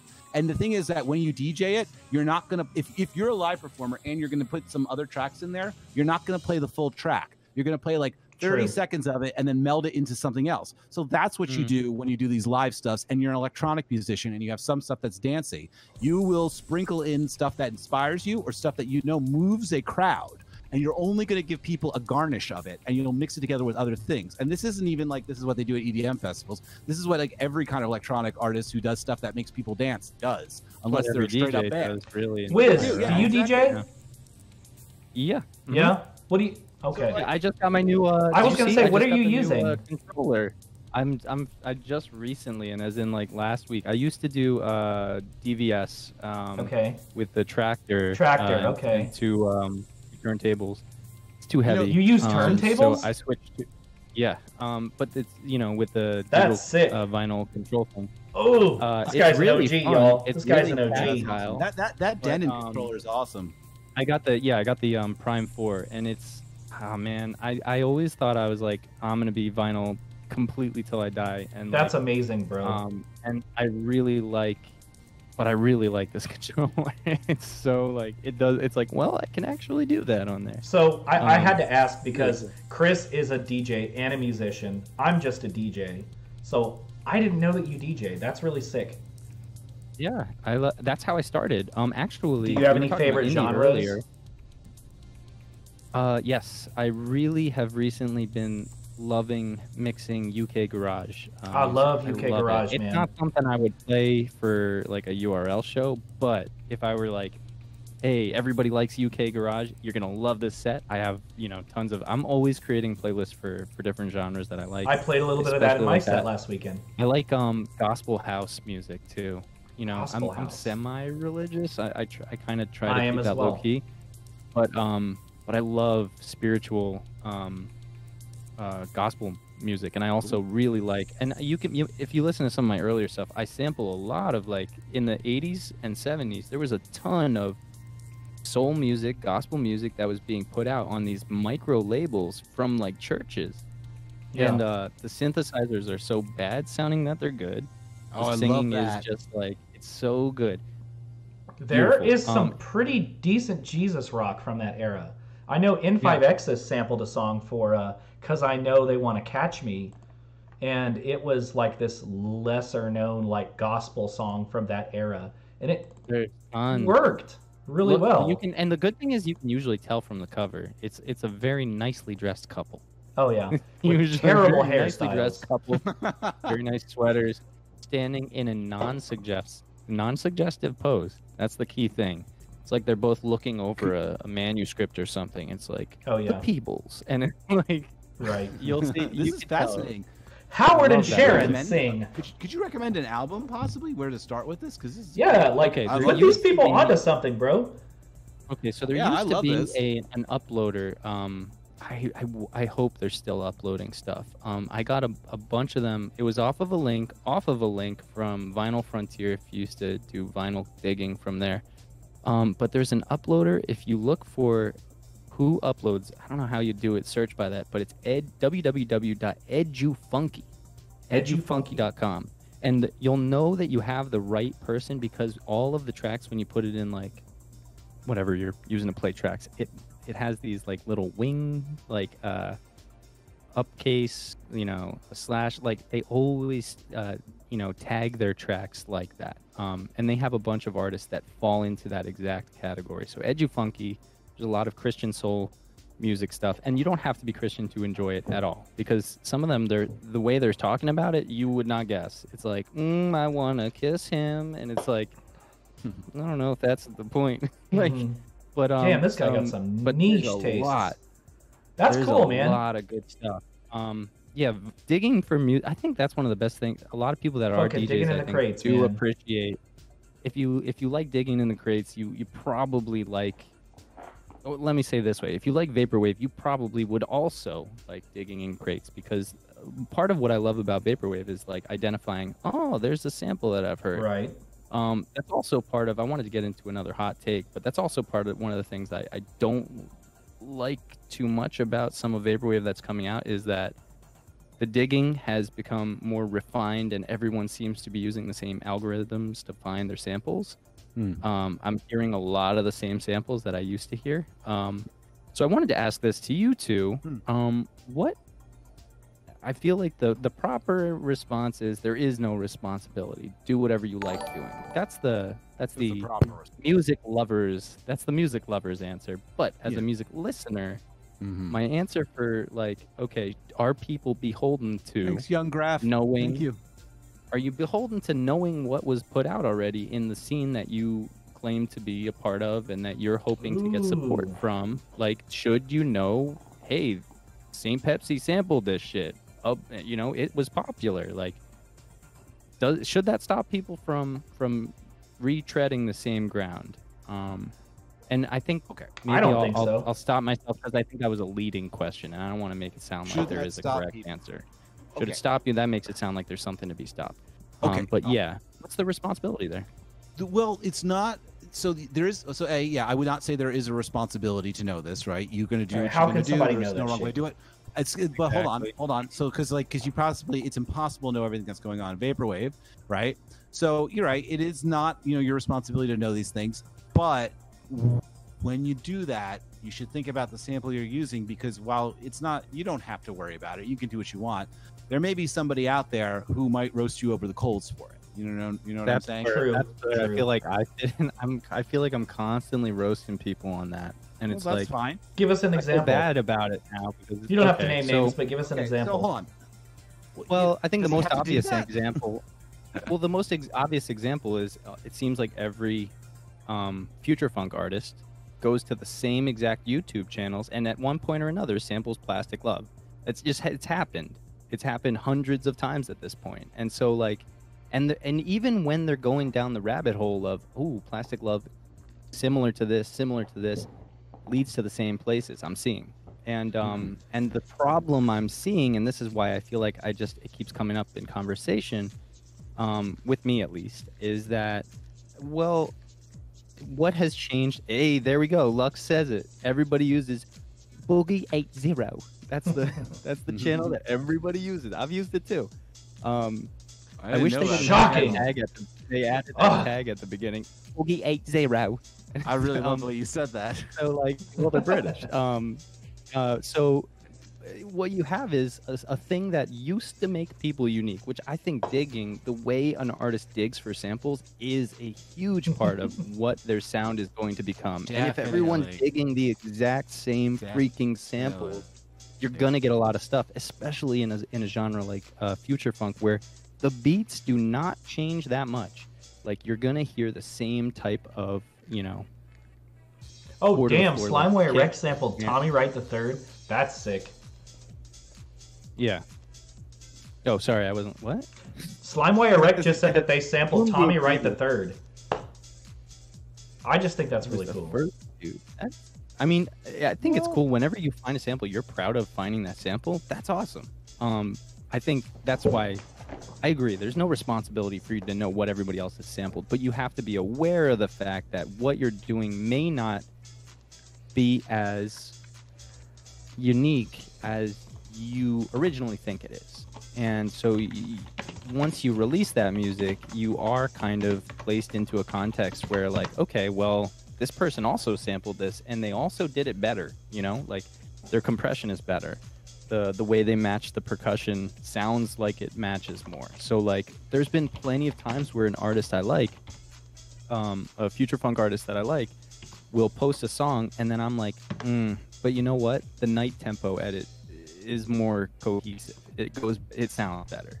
And so, like, you've got a lot of these projects that people put a ton of time into, and you have a superior version to compare it to, which is very much, they're parallel styles, they're parallel tempos. Like, if I was gonna DJ, I'd pick the one that sounds better. Yeah. So, like, I've been there before. Yeah. I've been there. There is an Epson track that sounds exactly like a track by Vector Graphics. It's unbelievable how similar they are. They have that same sample of oh man, I can't remember the name of the song, but it's a great song, but the songs are almost completely identical. It happens to everybody where you're like, I've heard this before, it's a but Howard not by Hewitt this track. artist. The name escapes me. So the thing becomes, this is the risk that happens when you start making music. No matter what kind of music you make, you might end up becoming accidentally derivative without really even realizing it. And particularly in a scene like Vaporwave or Future Funk, because this is kind of a place where you have a little bit of a training ground to work out ideas, right? And people are pretty anxious, and people are very anxious to get started and anxious to make something because maybe they never thought they could make anything before, and now they feel empowered, and so they're going to do it. And, you know, this is the risk you run as an artist. It's in the same way that if you were maybe going to join the punk scene back in the day, you grabbed a guitar and you played 3 chords. You thought you were doing a song. Yeah, it was like straight up a whole new original song, but maybe it sounds exactly like something else. And someone's like, yo, dude, that sounds just like this and it's better. And but that is the sort of radical acceptance you got to have in a scene that is meant to empower people and to create art and to be involved and to give the means of production back to the working class. And, you know, just to and to grow, like, saturate the market with products and art. And you know, the more you saturate, the more maybe people will start when they're not quite ready yet, and maybe they will accidentally do something like that. But you know, it's kind of what goes along with radical acceptance of art. You know what I mean? This happens. And either of you have a moniker that you went by before that you did music under that, like? Yeah, like I had a site, but I want Chris's answer first. Okay, I guess. Well, when I started making the kind of music I wanted to make, it's only been Skeleton Lipsticks after that. So once I figured out what my artistic was before, I'll tell you what mine is. It sucks, but my first one before I was doing this, I did try and make kind of like electro music, and I did it with my friend under the name Killbot. What was it? Killbot. Bots. Killbots with a Z. Yeah, Z, like Z. Kielbasa, like the Polish sausage. Yeah, just Googling it right now. Nice. Nailed it. Just Googling. Oh, you guys. Oh shit, this is pretty good. Tasty. What about you, Colin? With a Z. Yeah, I did music before, and it was in a different genre. Yeah, it was like electronic music, just straight I used to sample a ton of stuff, a lot of Pee-wee's Playhouse. That's amazing. And wow, it was awesome. Tell them Large Mark I switched names a couple times, actually. I was an artist called... This was back when I was in middle school. I started a long time ago. Oh, we're going to go back that far? Yeah, I was Pickle Pirate.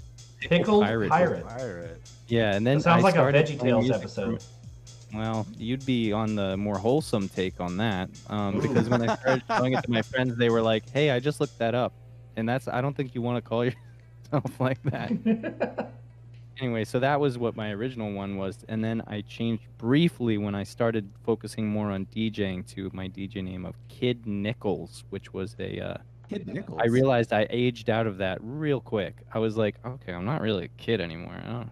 It's like the Well, name of a I have 1920s young in my music. title. I Kid mean, Nichols, eh? so but you have young do you mean without an O. Nichols like the coin? Kid Nichols, which was Or a like- character in the show Misadventures of Flapjack. In one Flapjack. episode. Gotcha. I picked stuff from one episode of something. I used to have but a yeah, site. I would. And I didn't want to cut you off. Did you have any other old monikers? No, that was it. Me? Kid Nichols. No, I didn't mean to talk no, over Colin. actually, I wanted to hear I what did you had have to say. another one. I have another one that I use for joke songs. I call Treat Williams. Treat Williams is the name that's of a fun. fictional character that does. I love that. Really stupid joke music. So I do that too.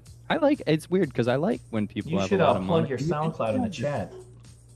Oh, my SoundCloud. Yeah, the Treat Williams SoundCloud. Oh, treat. Okay. You want? Okay, I got one. Do it, please. I used to. All right, I don't Isaac, make music. I'm not did you cool have a like you name? guys, but I used to run a It's site. probably on. It's all. If you comb through, no one. I don't advise anybody to do this, but if you comb through my SoundCloud, I'll label some songs differently. Let me see. I'll find a Treat Williams one. Oh, please do. And while you do that, there I'll was just one mention I sang about Goofgate. Goofgate. Is that when the Blank Goofy album came out? Goofgate. Who had sex with Goofy? Oh, obviously. Dude. Of course. That would be the cow that had sex with him. Whatever that I cow mean, was. Hyuk does rhyme with. Isaac, did you have any other previous I monikers? never had another DJ name. Young Shido is the only name I've ever gone by as a DJ. Good one. Thanks, good bro. But I used to run a like it a lot. website, and I'm sure you remember it was called Tiananmen Square Dance. Yes. Of course I remember Tiananmen Square Dance. Good name. I knew Colin would appreciate that. Tiananmen Square I Dance. told her so I remember that. I was on Tiananmen I Square love Dance. wordplay stuff. Thank okay, you. I'm posting. Oh, This is not shit. even that long ago. This is stuff that I do stuff that I know is never gonna make it onto an album. Never. Yes, I There's do never pay for gonna be a SoundCloud time where Pro. I'm like, What about oh, you guys?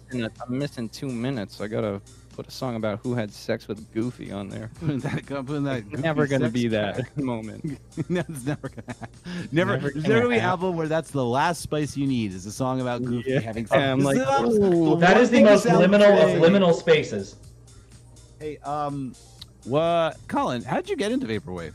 I think I actually feel like I really, it was through. I was on. I've been on Twitter for a long time. I feel like I vaguely remember your answer to this on a private suite podcast, but I don't. Yeah. recall Okay. So offhand. I used to. I mean, I started using Bandcamp, and somebody had told me about Bandcamp, and I was like, okay, let me look at back in the time when I got on Bandcamp, there were not that many albums posted all the time. Like now, it's like every couple minutes there's a new album posted. So like, I was seeing this. I think the first album I bought was Mana Pool by Vapor. Oh, that's a good one. And it was just like, what is this? And I was like curious about it, and I didn't really see, like, there was a span of time where like I bought that right when it came out, and then like maybe like half a year or months where it was just like I'm not finding anything else like that. So it took a while for me to find more stuff like it. And I think then once I found somebody recommended Iacon's Dissonance album.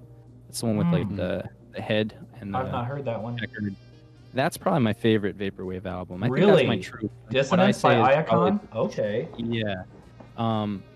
That's one of those artists that, like, you know, when I feel like, hey, I feel like dropping another artist's track, I drop one of those. I have heard a lot of talk about Iacon lately, like they're kind of underrated. A lot of people forget about Iacon, but It's a good entry I need to hear point. more If of their you work. like- if you like stuff that's not super chopped, if you like the slowed down sound stuff but not super slowed down, like it's minimally slowed down, it's transformed enough to Okay. the point where you're like, this is a different song than the original.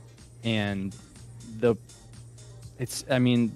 production on it, people disagree on it a lot. I say the production is great. Obviously, if it's like my favorite vaporwave album, I think it is. Mhm. Some people say that the drums are a little too heavy-handed, you know, too much kick.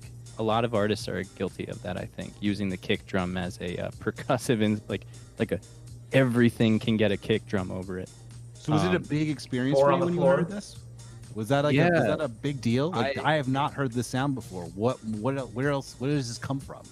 I guess, I mean, this was, for me, it was a watershed moment because that was where I started, like, really wanting to share that I liked this music. Like, no hate towards Vaporer, but, like, when I played that for other people, they didn't get as psyched about it. And I was like, okay, well, I mean, it's they're like, oh, this is music to put you to sleep.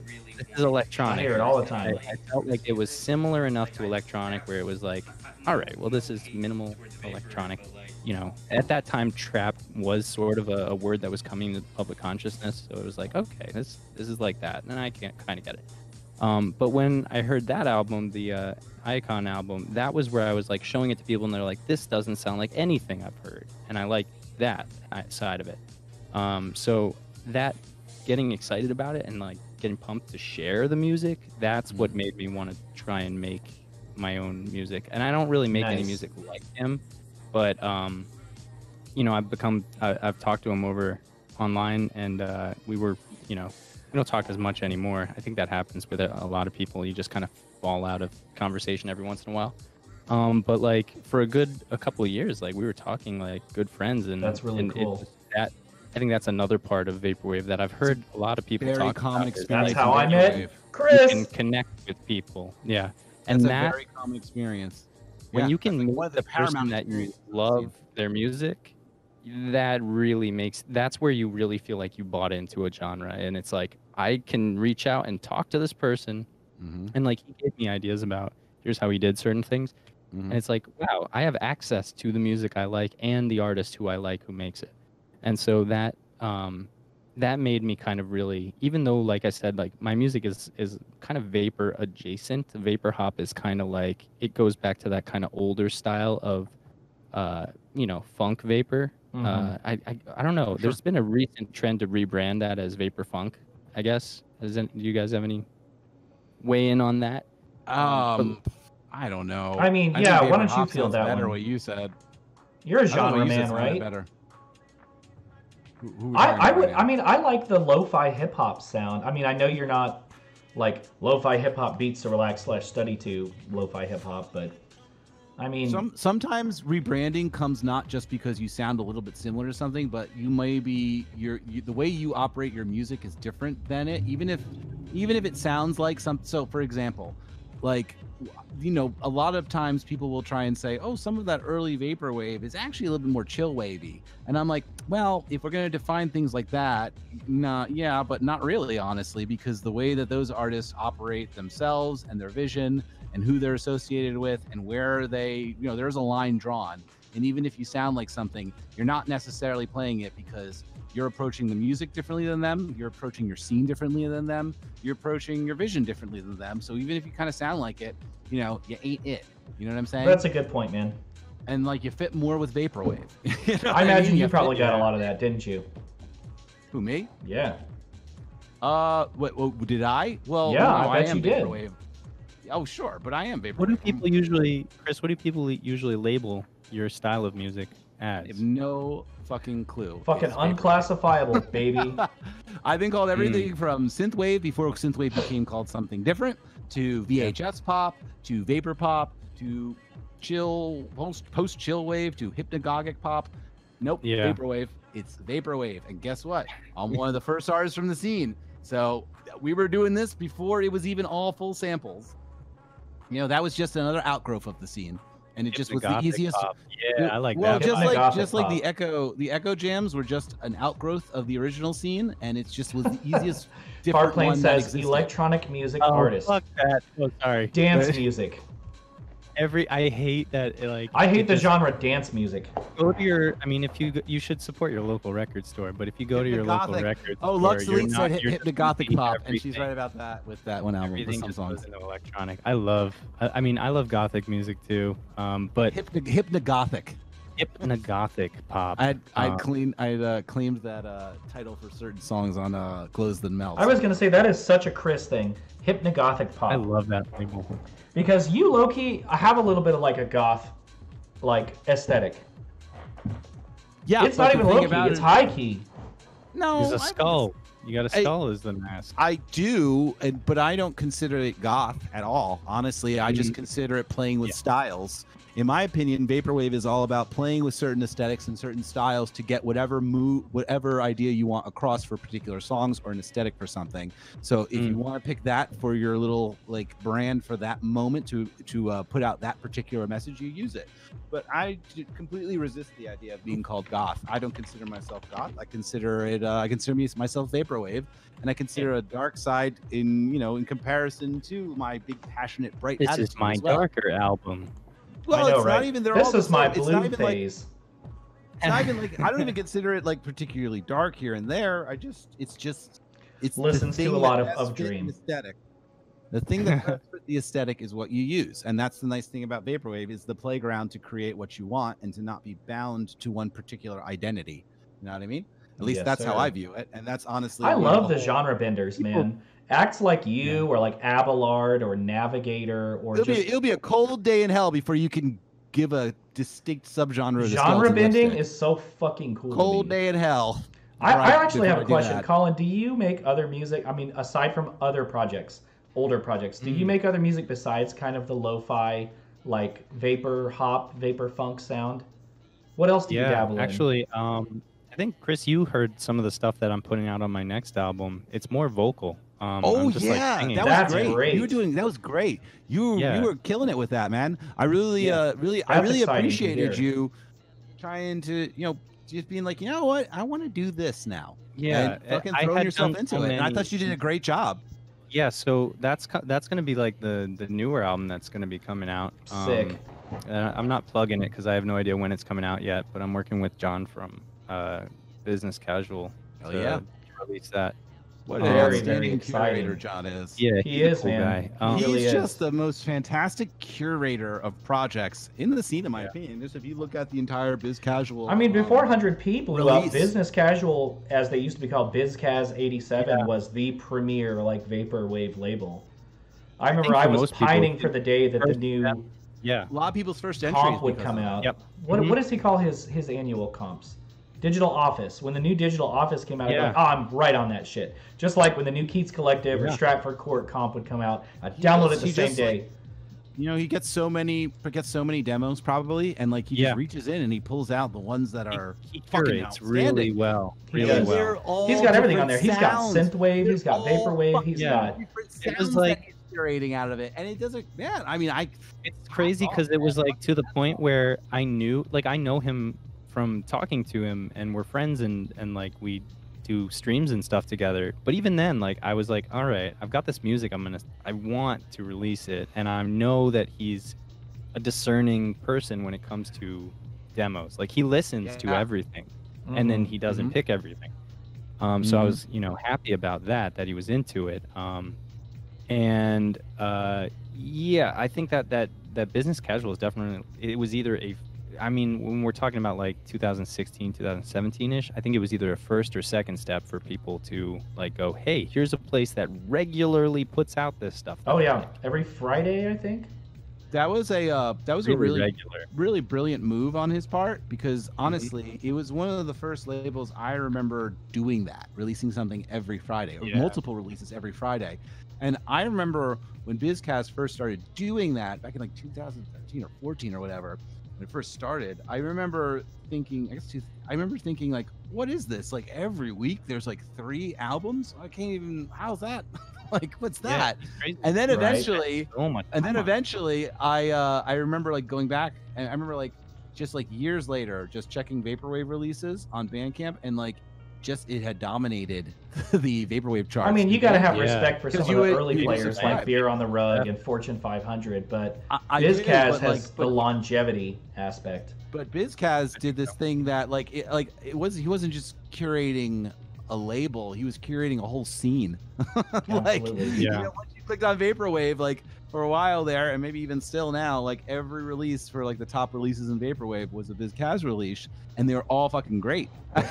Right. Yeah. And I remember even like doing it was really, I know like, it was cool for Fortune 500 to have so many like, all right, like there were some iconic releases that helped lay the groundwork, but when you talk about consistency and like you said, longevity, like when you have only a couple albums a year and not all of them are hits, like those misses kind of keep it from being a reliable source to go to. Like if that second album that they put out that year is a miss, it's like, okay, well, I guess I'm not feeling that label right now because they only had those couple albums. But with Business Casual, it was like, all right, I'm guaranteed to enjoy something from there.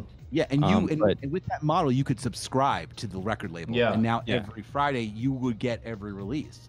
And so just more and more people subscribe, more and more people, we're getting the releases. And then one day you clicked on, I'm starting the Terminally Chill party, and I'm like, let me get some new Vaporwave. I know, fucking Business Casual, baby. It is Business Casual. Time to cannibalize this. Yeah, it's Business Casual, man. I'm like, wow, fucking did it. He did John it. is brilliant.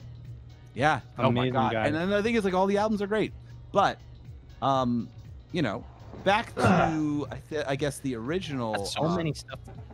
Yeah. Back to some of the original stuff though. So when you started sort of falling into the whole vaporwave hole, were you just like, oh wow, this goes really deep. There's a lot of stuff here.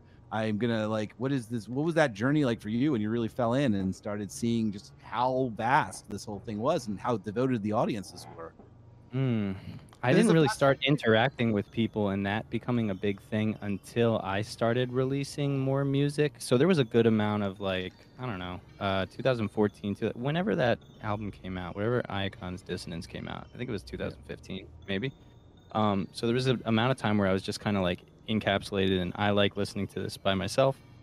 And then it was when I started seeing that Business Casual like had consistent releases that I was like, oh, there's a culture around this type of music that if a label, and it's cool because when you start seeing that and you don't know the backside of it, you think it's bigger than it, the operation is. It's a one-guy operation at the heart of it. And so I was like, this is like a real label like this. And not to say it's not a real label now, but it's a different type of label, And I remember wanting to, I think I submitted some music to them and, for people that are starting making music, it's okay to get turned down by places. Like, that's very good advice. It's okay.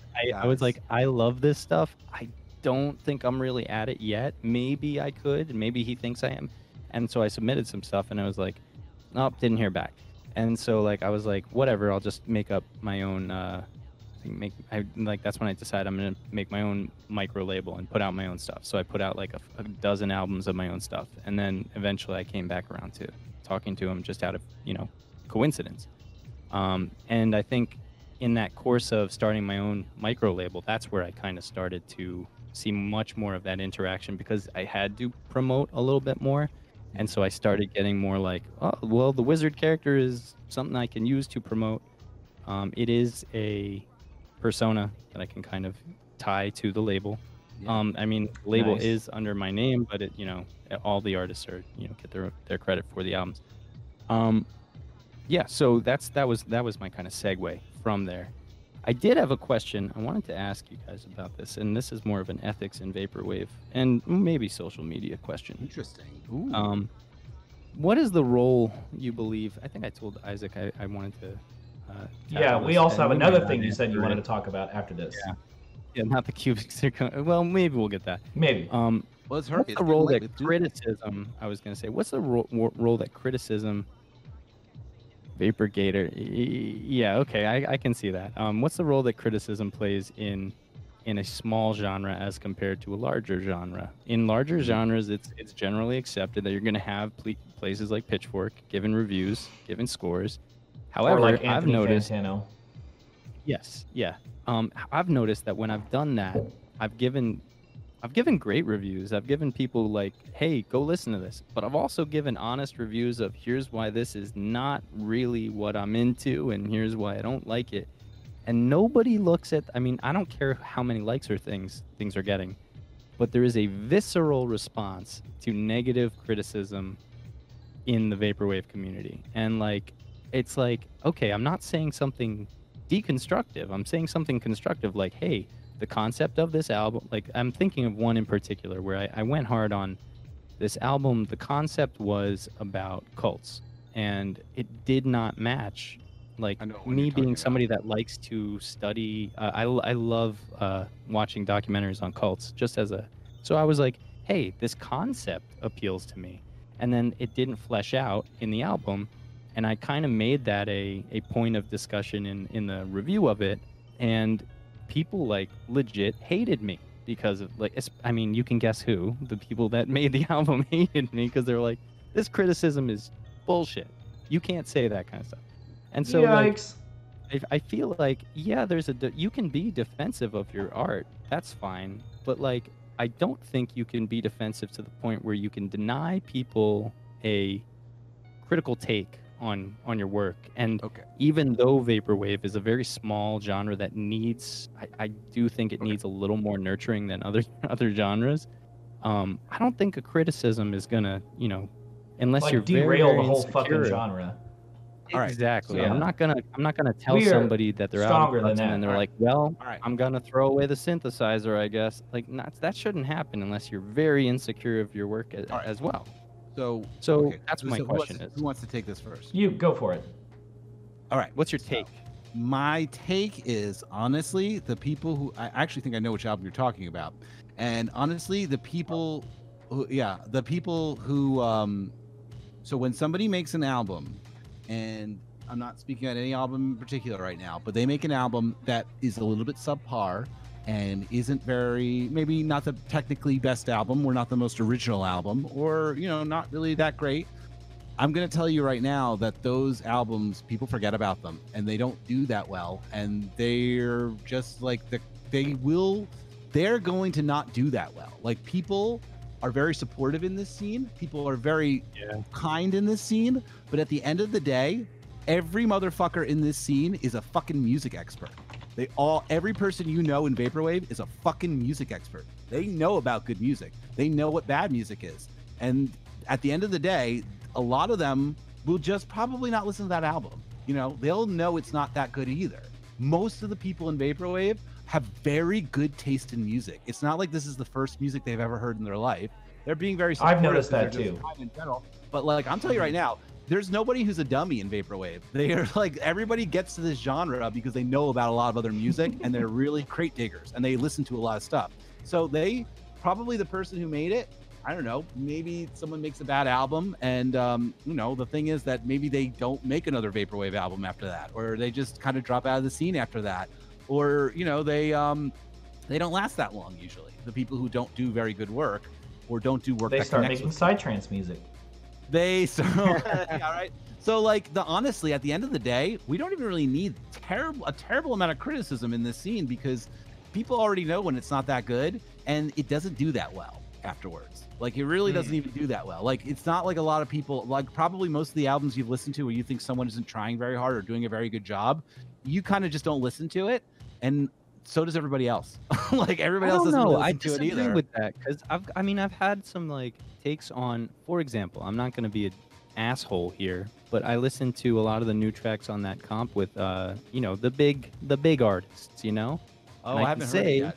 that the St. Pepsi track or the Skylar Spence one is lackluster. It's not that great. That's true, but you're That's also talking a about hot take. That is a hot take. But you're also now talking about like a really big artist who's going to get a lot more passes than someone who's a small artist and does a great job. You know what I mean? And Stan Ryan, 100%, one of my very good friends, and I actually haven't even heard this song, but I tell you right now, like, different optics. You know what I mean? Like, obviously, really big guys are going to do stuff. Yeah, you're right. And they're going to get away with more. Somebody that, like, right? But I think the reason why I disagreed, though, is because I could have a negative take that is completely valid, and it would not stop anyone from listening. But if you really want to exit the world of vaporwave kindness and get some feedback, you can always go on Rate. You can always exit the world of vaporwave kindness. There's a website. There's a website called Rate Your Music where nobody's nice, and I don't recommend any artist go to that website. No, I don't sir. anybody. That is even other vaporwave artists cannibalize each other on there. No, man, it's hilarious. That website is not for artists. It's not for artists. I'm sure there's a lot of really nice things people say on it too, but there's Yeah. too much on there. Like people, it's a whole culture there where it's like you want to have enough reviews so people listen to you. So people will just go on there and one star a bunch of shit. Like they'll just one star like 100 things in a row without even knowing what it is, just to build up the reviews, because they can't give everything a good review or no one will listen to them. So like, yeah, that's true. don't even get involved in that. I don't even get involved in that culture. I haven't looked at that website since 2012. Damn, Rate Your Music sucks so bad. Even Equip chimed in. That's not a hot Rate Your take. Music is the Everybody- Yelp of everybody music. agrees. So Rate like, Your if you Music really want to sucks. get some Vito mean things is said an about you, amazing you're Rate Your tired of Music the vaporwave reviewer, world. though. Okay, but Slime he Wire rates has got reviews. it. A lot of people just write like they give it a star rating and then like just are like, well, I didn't listen to it. Damn, But Chris, that Rate Your Music comment hard. caused the chat to blow up. Yeah. Screw Rate Your Music. Screw like, Rate Your Music. Listen, man, maybe it works for other people. Look, I am not going to 100% dismiss Rate Your Music. I'm sure there's a fantastic community on there of people who know what they're doing and share things and learn about music from each other.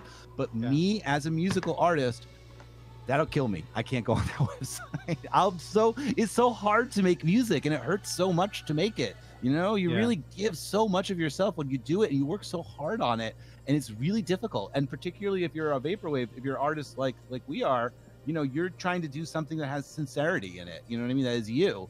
And you know, it really sucks to just be a few characters on someone's keyboard. Shout out and rail for this track, by the way. Love you, bro. So like, it's not for me. I can't go on that website. If other people, that's a more toxic environment for rating. And also, that's not not great so for people who are musical artists to go on that Yeah. website. It's not great for people who make music. It's really So like it really hurts a lot.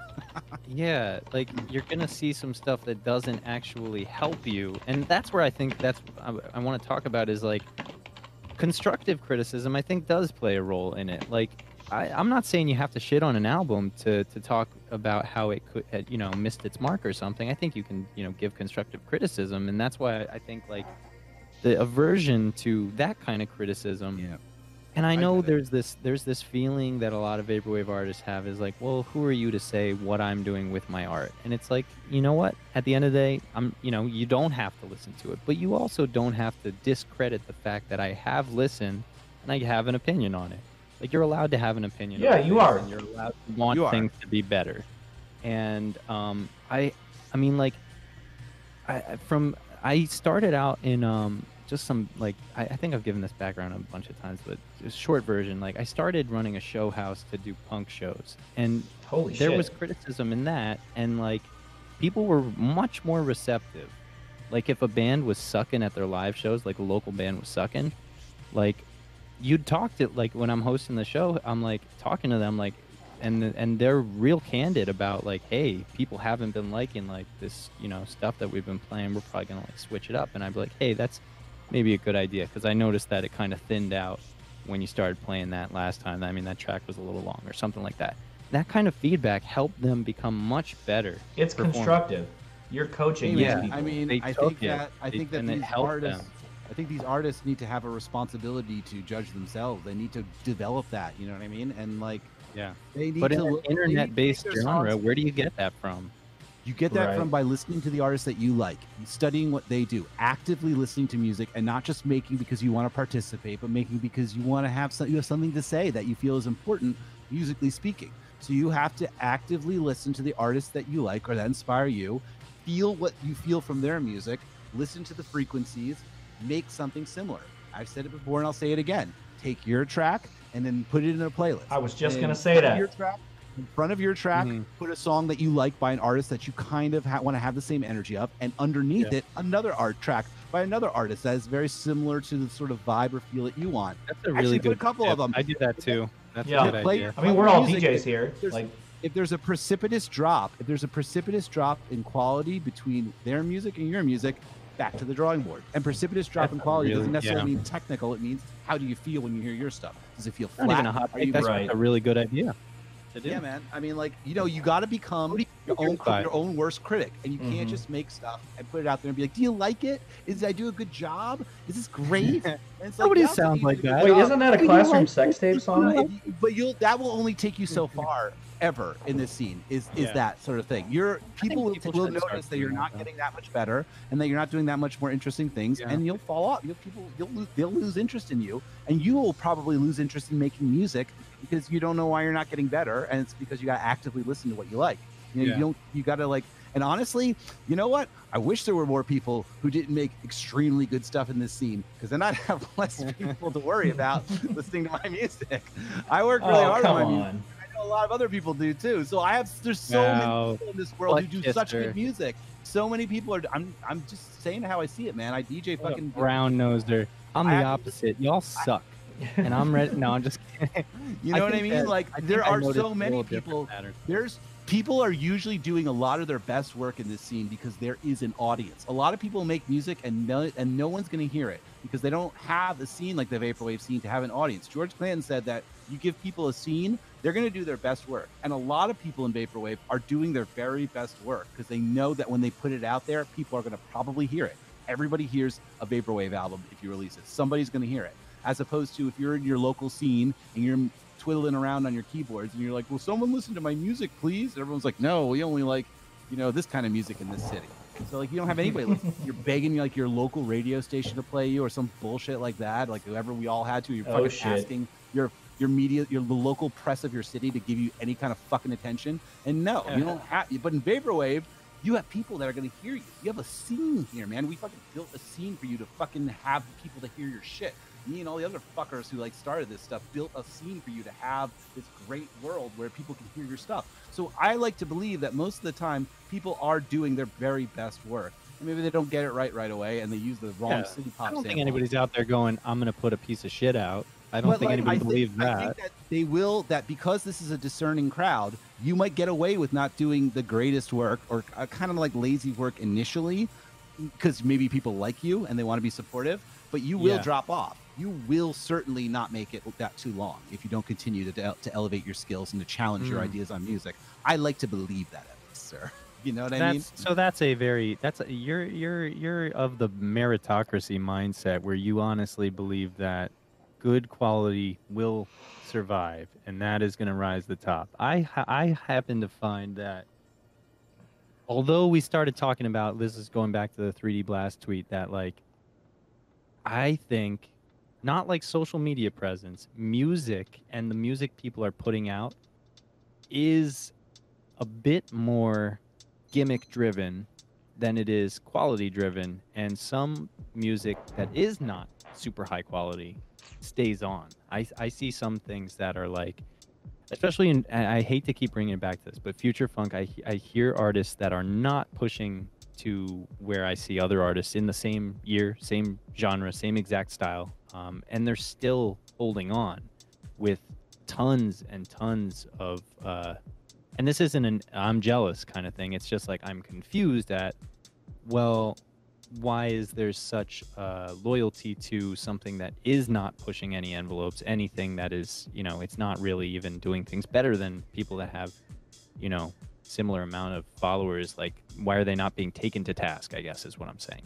I don't know. Maybe something speaks to them that isn't speaking to you.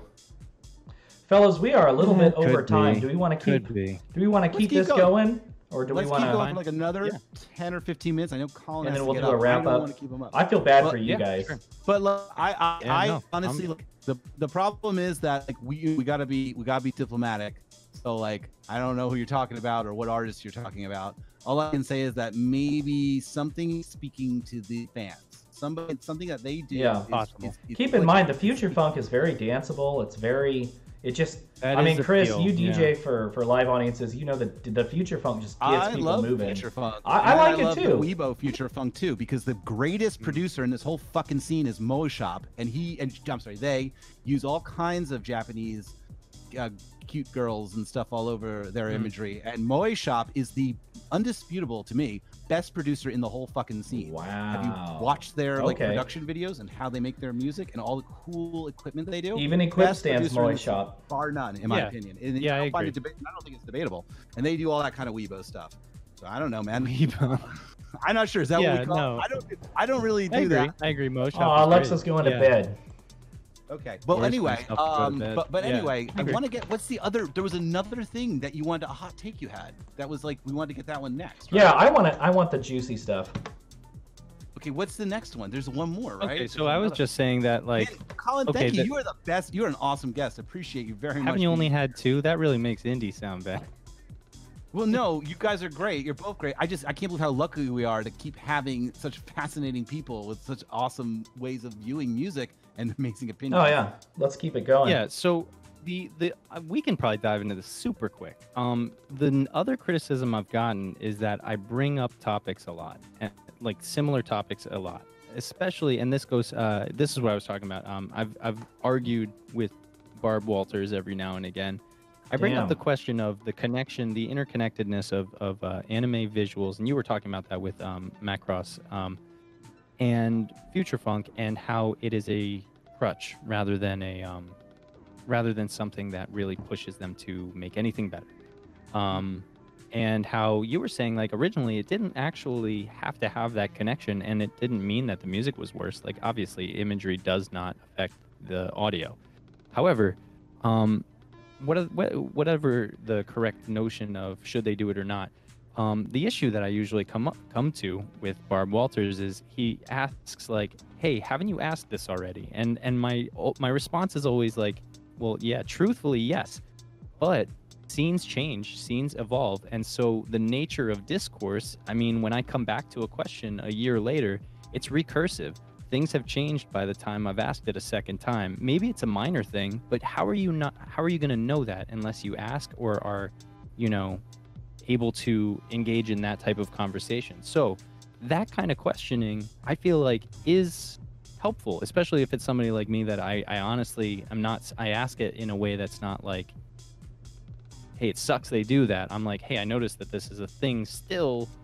Why do you think that is? And a lot of people are like upset, I guess, or bothered by the fact that a question still is being asked. And I've heard that a lot. Like, have you guys noticed that with other types of questions in Vaporwave or Future Funk, where it's like, why are you still asking that question? Which are some of the most... I mean, but yeah, what do you guys think about that? Like, the recursive nature of musical discourse. It's kind of, yeah, it's fun. So for me, like, I'm the sort of person who, if I made Future Funk and I saw everybody doing one type of thing, like, I would be like, this is a great opportunity for me to stand out. Right, to like not do that thing. Great opportunity for me to aesthetically stand out.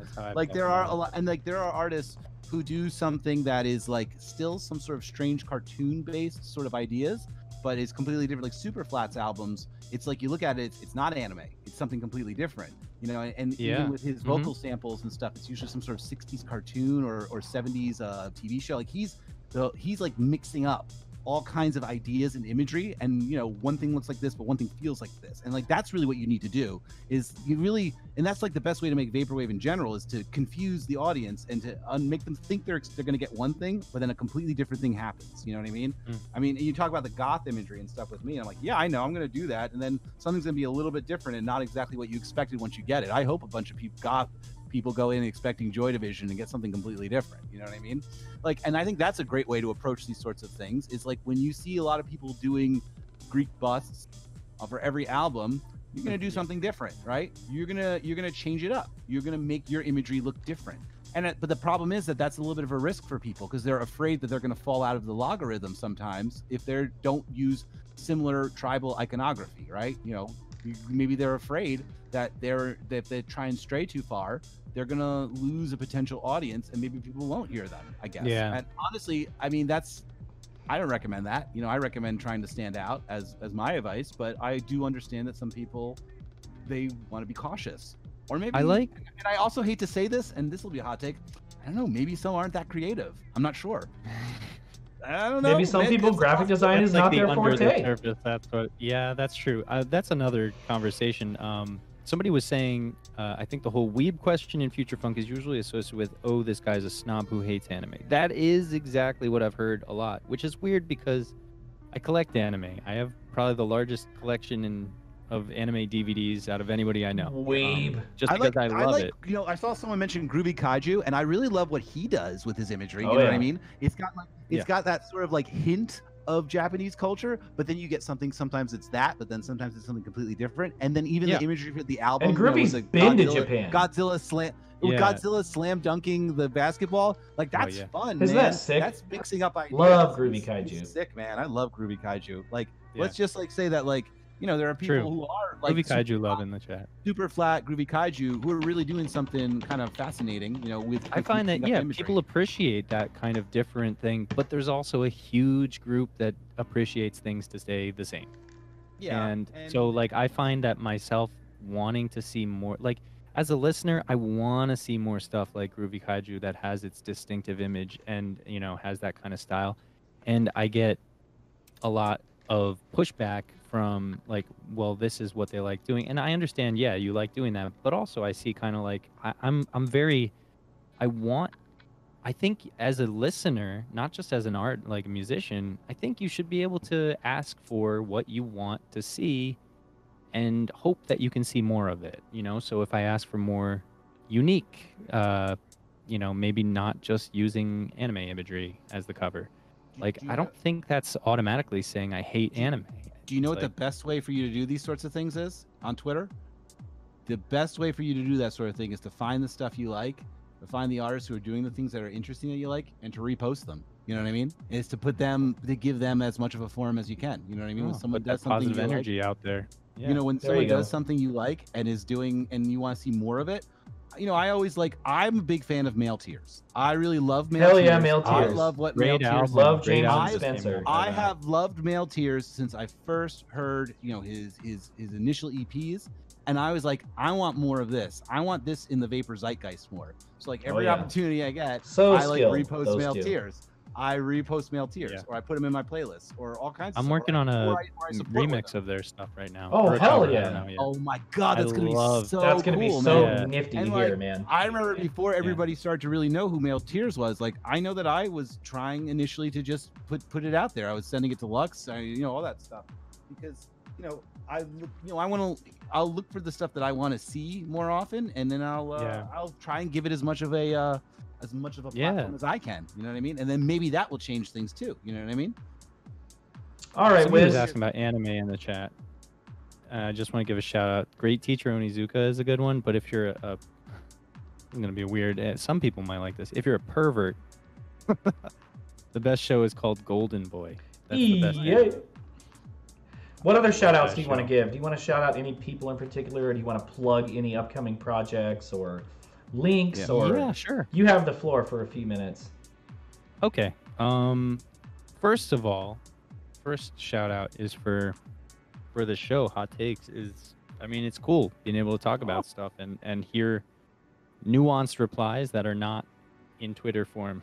Like that's, I think this is a good place to have discussions like that. So I hope eventually you'll have me back on. Oh, of course. Of course. So love to, man. This has been fun. Yeah. So other shout outs. I run a label called Halcyon Tapes, and we're working on doing a lot of I'm really excited about, I mean, I'm always excited about everything because I put out stuff I like to listen to. And I'm putting out Stevia Sphere VHS, and they're working on some music, and I did a remix actually. I don't think it's on public yet, but I did a remix of one of their songs. And so the cassette that's going to come along with that is going to have like exclusive stuff. Oh, hell yeah. I know Stevia Sphere hasn't come out with much new stuff in the last year, so it's like I'm really excited that they agreed to go back into put some more stuff together. So I'm super psyched about that. I just love their aesthetic design. There's someone I'd love to have on this show. I remember you mentioning Stevia Sphere. Tova's awesome. Tova seems really cool. Yeah, so that's the first thing. That's probably the next thing coming out. There's also, I don't know if I have a copy of it nearby. I love video game music, and hell yeah. So there's an artist called Kid Aristides that did a kind of cover, an analog synth cover of Final Fantasy IV, which in the US was 2, and that. So they have that coming. I have that coming out. It's a split with an album they have called Atone. So there's. I love Final Fantasy IV. I would love Such a to great hear that. game. Job Oh yeah, you system's get to awesome. go to the moon. It was You have a hard question. as fucking shit.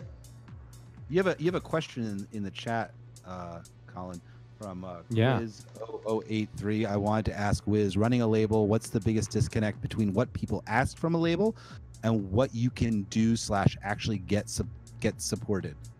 I think we kind of talked about this when we talked about BizCash, and I think the best thing any label can do is have a clear vision of what they want to curate, and that's where the disconnect usually comes from, because you're going to put out stuff that you like, that you hope that other people like, and when you can find the audience that connects to that thing, that's when you really find, you know, the success that you're probably thinking of when you're like, hey, I want to put music out. You want to connect with the people that like it. So I think the biggest disconnect is usually some labels. I mean, I'm guilty of this. There's a downside to having too diverse of a portfolio when it comes to artists on a label. Like if you go, hey, this person's got a trip hop album. Like I get a lot of submissions that are like trip hop, and it's like, I love this. It's not really what I want to put out. I feel like it would kind of make the cohesiveness of what gets put out on the label a little weak, and I think that might turn people off. So that's where a disconnect comes, when people bring you something that they think would be good for the label, and you're like, I don't really vibe with this. I love the music. I don't think I've ever hated music that somebody sent, but there have definitely been ones that I like that I just don't see working. So that's where there's a disconnect. You lose a couple people where they're like, oh, so you don't like it. It's like, no, it just doesn't work, you know, for me. Yeah. And I always try to finish that conversation with that person with, but I know this label does do that. And I don't want anybody to feel like their music is not worth listening to, because I listen to it, and it works on another label, you know? And I'm a super small label. I have very few. I try to do one a month or two a month sometimes. And so I really do have to kind of like pick and choose a lot, because most artists have a very short timeline that they want to release on. They're like, my album's done. I already have it on SoundCloud. And I'm like, all right, well, it's already out. Like that's a down for me. That's a little bit of a downside, because there's no label identity. There's no exclusivity. exclusivity. Yeah, I agree. Exactly. Absolutely. Yep. Yeah. So I'm okay with releasing stuff that has already come out, but I would prefer not to. And so there's it's really just like the disconnect is, how do you want to run your label as compared to how people think that your label works, and then making sure that the conversations are productive, even when they have a different idea than you are going with. And if it doesn't match completely, you know, put them on to what will work for them. Because I think you can take the time. If you're going to say you're declining to take it, you can take the time to add the sentence, but this label does do that kind of thing. Love it. Yeah. Did you have any other shout outs or any other plugs or promotion you want to do? Obviously BizCash. I'm eventually putting stuff out. I'm doing a really cool art thing for that one. Can't wait to see it, man. The artist Madeline, I'm sure I'll be blasting a bunch of their work on social media in the near future. They do lino cuts, so I have them working on like an original piece for that, and it's crazy seeing people do craft work in 2021 that requires hand making things. So I'm excited about that. Yeah. What else? Oh, you know what? I'm working on something with Vaporer. His moniker is Sports Girl. Sports Girl. We're gonna put out a VHS and a cassette as well. That's right. So that's in the process. Basically, just a lot of stuff to look forward to, and yeah. You know who I want to give a shout out to? Yeah, the one person that I'm not even putting stuff out by them, but I want to put on the radar. Trash Ghost, who goes by Ghost now. Yeah, I think we all love Trash Ghost in this chat. We all love Trash Ghost. Where is Tyler? Yeah. I don't know. I was messaging him earlier today. So him, yeah, just anything he puts out. He's also very super critical of himself, so I'm always like, it's a come shame. on, man. Everyone loves Trash Ghost. Music. Nobody has anything bad to say about Trash Ghost ever. I love Trash Ghost, so anytime I get a chance, I'm always like, I love Trash Ghost. I hope he sees this. Or Ghost. Yeah, it's not a hot take. I'll tell him about it. That's not a hot take. That's a cool take. Everybody likes That's an awesome Trash take. Ghost. We all love Trash Ghost. Yeah. Yep, that's pretty much it. If Just that's it, Chris, myself. actually, let me real quick do a couple plugs, and I'll let you finish off if that's okay. Because you're going to announce the next guest. Yeah, and I probably have some things to plug. Yeah, so as you guys know, Rosewood had its Night of the DJ event last weekend, and thank you for attending, by the way, Colin. That was very, very kind of you. That. We smashed our donation goal with the donations that DJ Sabrina the Teenage DJ did with her or their or don't know who DJ Sabrina is, whoever they are. They donated 50% of the proceeds of the exclusive CD that they did for their set and dumped a fat $300 donation off the top, which put us at about $2,000 to the National Alliance on Mental Illness. We had, of course, Lipstick Elite, DJ Sabrina the Teenage DJ, Groovy Kaiju, myself, and Feats, along with a after party with Vaporwave Shine and Keb, and then we rated Pokari Online. Everybody knows, well, everybody should know Pokari Online. We smashed our donation goal. Shout out Dan Soko for pulling DJ Sabrina and Lipstick Elite and organizing the whole event. Shout out to the visualists, Will Wade, DS Dude, Indie Advent, and Chief Alif, who all did an astounding job, especially DS Dude, who streamed the entire thing, put the entire thing together, including all the intro cards. Daniel always outdoes himself. We had an average viewership of, I think we hit 100 viewers during the first set, Feats' set. We had around a peak of maybe 160 during DJ Sabrina. I know I had around 140, 150 during my set, which is the most eyes I think have ever been on my set, so that was amazing. I got a lot of great feedback. A lot of important people were there, including you two. And it was just an all-around phenomenal night. Big success for Rosewood. R in this chat for Rosewood. That's my collective. The DJ set is, of course, up on SoundCloud and YouTube. And the VOD is probably still up on DSDude, twitch.tv/DSDude500. So anyways, that was really cool. I have a set coming out tomorrow, actually, on a British show called Space Jams. My friend Jack does British radio, and I did a lo-fi house set for Space Jams. And it is some of the tightest, cleanest, long blends I have ever done. So I'm very proud of it. A lot of, I don't know if you fuck with lo-fi house, Colin, but a lot of like DJ Seinfeld, like Ross from Friends type vibes. That's coming out tomorrow. I'm very excited about that. Think that's about it for me. Chris, when did you say that was? It's coming out tomorrow. I don't know exactly where it's going to be yet, but I know it's going to be broadcast across several internet radio stations. Last time I did a Space Jam set was 2019, and it got about 1,000 plays on SoundCloud, so that was cool. Awesome. Considering it's SoundCloud. But yeah, if you like lo-fi house, keep your ear to the ground, because that is, hot take, that is my favorite genre of all time. At least right now it is. And thank you for asking. When you get I will, man. And thank you, by the way, for your interest in my my Neo R&B set that I did for. You did. That was a great set. You also had some very kind things to say, and I really appreciate it. I put my blood, sweat, and tears into that set, man. My turn? Yes. Finish it up. Finish up the night. After he plugs stuff, can we round up what we talked about? If you want to. Remind myself. Let's do it. I want to remind myself. Just all right, so let me try and get through this as quick as I can. All right, so upcoming things I have are going to be a for Winter Quilt's remix album for O Discordia, which is coming out soon on Aqua Blanca. Oh yeah. I'm doing a remix of His Cloven Hoof. Other artists who are also doing remixes on that album will be Cell Shade, Eyeliner, Donor Lens, Tokyo Wanderer, and Hong Kong Express. We'll all be doing remixes on that album as well. After that, I also have a song I'm working on with Ming Curie for his first album. Ming Curie subscribed tonight. Yeah, I'm working on a song with him as well. In addition to that, I have a song that I'm working on with the Frank Jobs D, which I'm working on at the moment as well. Sick. In addition to that, I have I'm doing a song for the Silent Hill tribute, which I was just asked to participate on by the cyberpunk dream punk artist Life2979. He's got a thing that he's putting together for this. It's going to be released on No Problema tapes. In addition to this, I do have a melodic ambient album that I have. Yeah, I was waiting for you to plug that.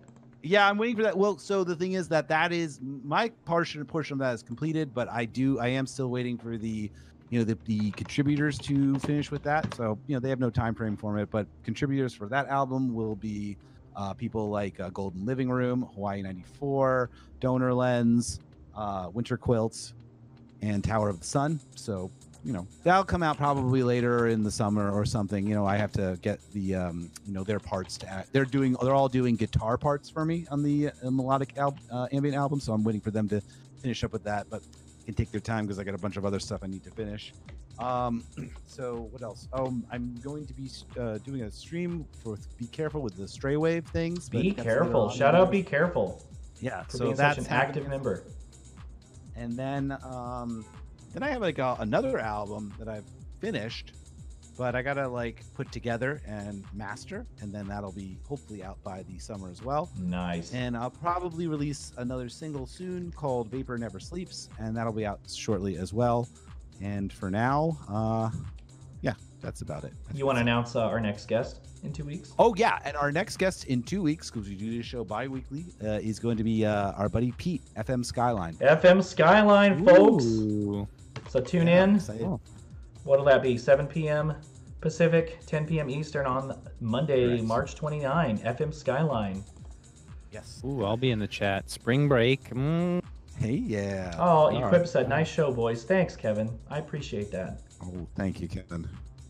Oh my God! I have always enjoyed every conversation Frank I've had Job with Kevin. Speaking of Frank Job C, there's a Frank Job C Equip collaboration that came out recently. It's not only was officially out, but Chillwave Kittens played it on his show, and Shout it was out fucking Chillwave Kittens. Oh, fuck. No.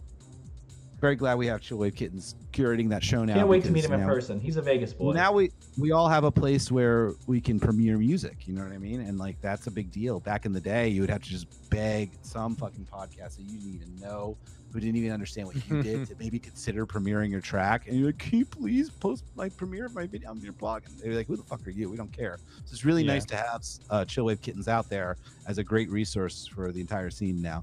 And with with a bigger audience, so that's going to be really good for everybody. It's good to have a centralized kind of place for people to look for that stuff. Yeah, absolutely. And it's really very helpful. excited about that. Good for Chillwave Kittens, and smart for good and smart for George. Good for smart and smart good. Good smart for good George. Smart for good. Yeah. Smart for good George in the chat. Smart for good. All right. So what did we talk about tonight? I want to, because I don't remember if I learned anything. Is this the I want to recap. educational takeaway? Yeah. What were the takes? What takes did we have? People need to be First take. thicker skinned.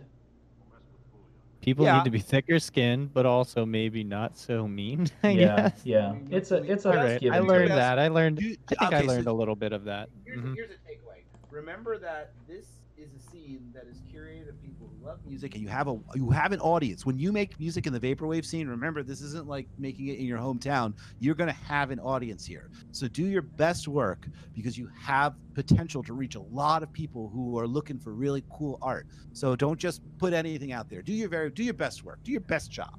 Do your best job. Put your best It'll pay foot off. forward. Yeah, I agree with that. Be truthful. Do your best job.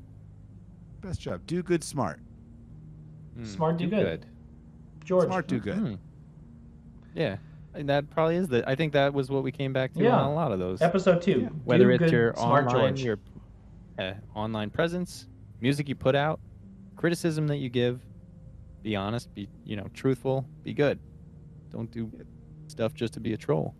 Yeah. Temper your hot Sounds takes. good. Sounds good. So with that being there's said, not always a time for hot takes. if you guys aren't opposed, I'll go ahead and we're going to raid Selecta. St. Louis, Ronnie Vaporspace is showcasing the St. Louis crew on Selecta STL, so we're going to raid them. Ooh, shout out to Ronnie. Ronnie, He sent me everyone some loves stickers. Ronnie. Shout out to Ronnie want sent a me some sticker. stickers and a really, really beautiful note. So That's thank lovely. you, Ronnie. Ronnie is lovely. Thank you again, B, for doing our artwork. Colin, thank you again for being on Hot Takes. I know it's late and you have to get up early. I hope you have a restful sleep. and The you're kids will energized feel tomorrow. the ire of my hot takes. They will. Thank you guys for being here. Thank you, chat, for Thank you being guys, so everybody. engaged. Everyone who came through, thank you very, very much. And we cannot wait to see you on March 29, same time, same place for FM Skyline. And with that being said, good night. Let us raid Selecta STL. Let's go.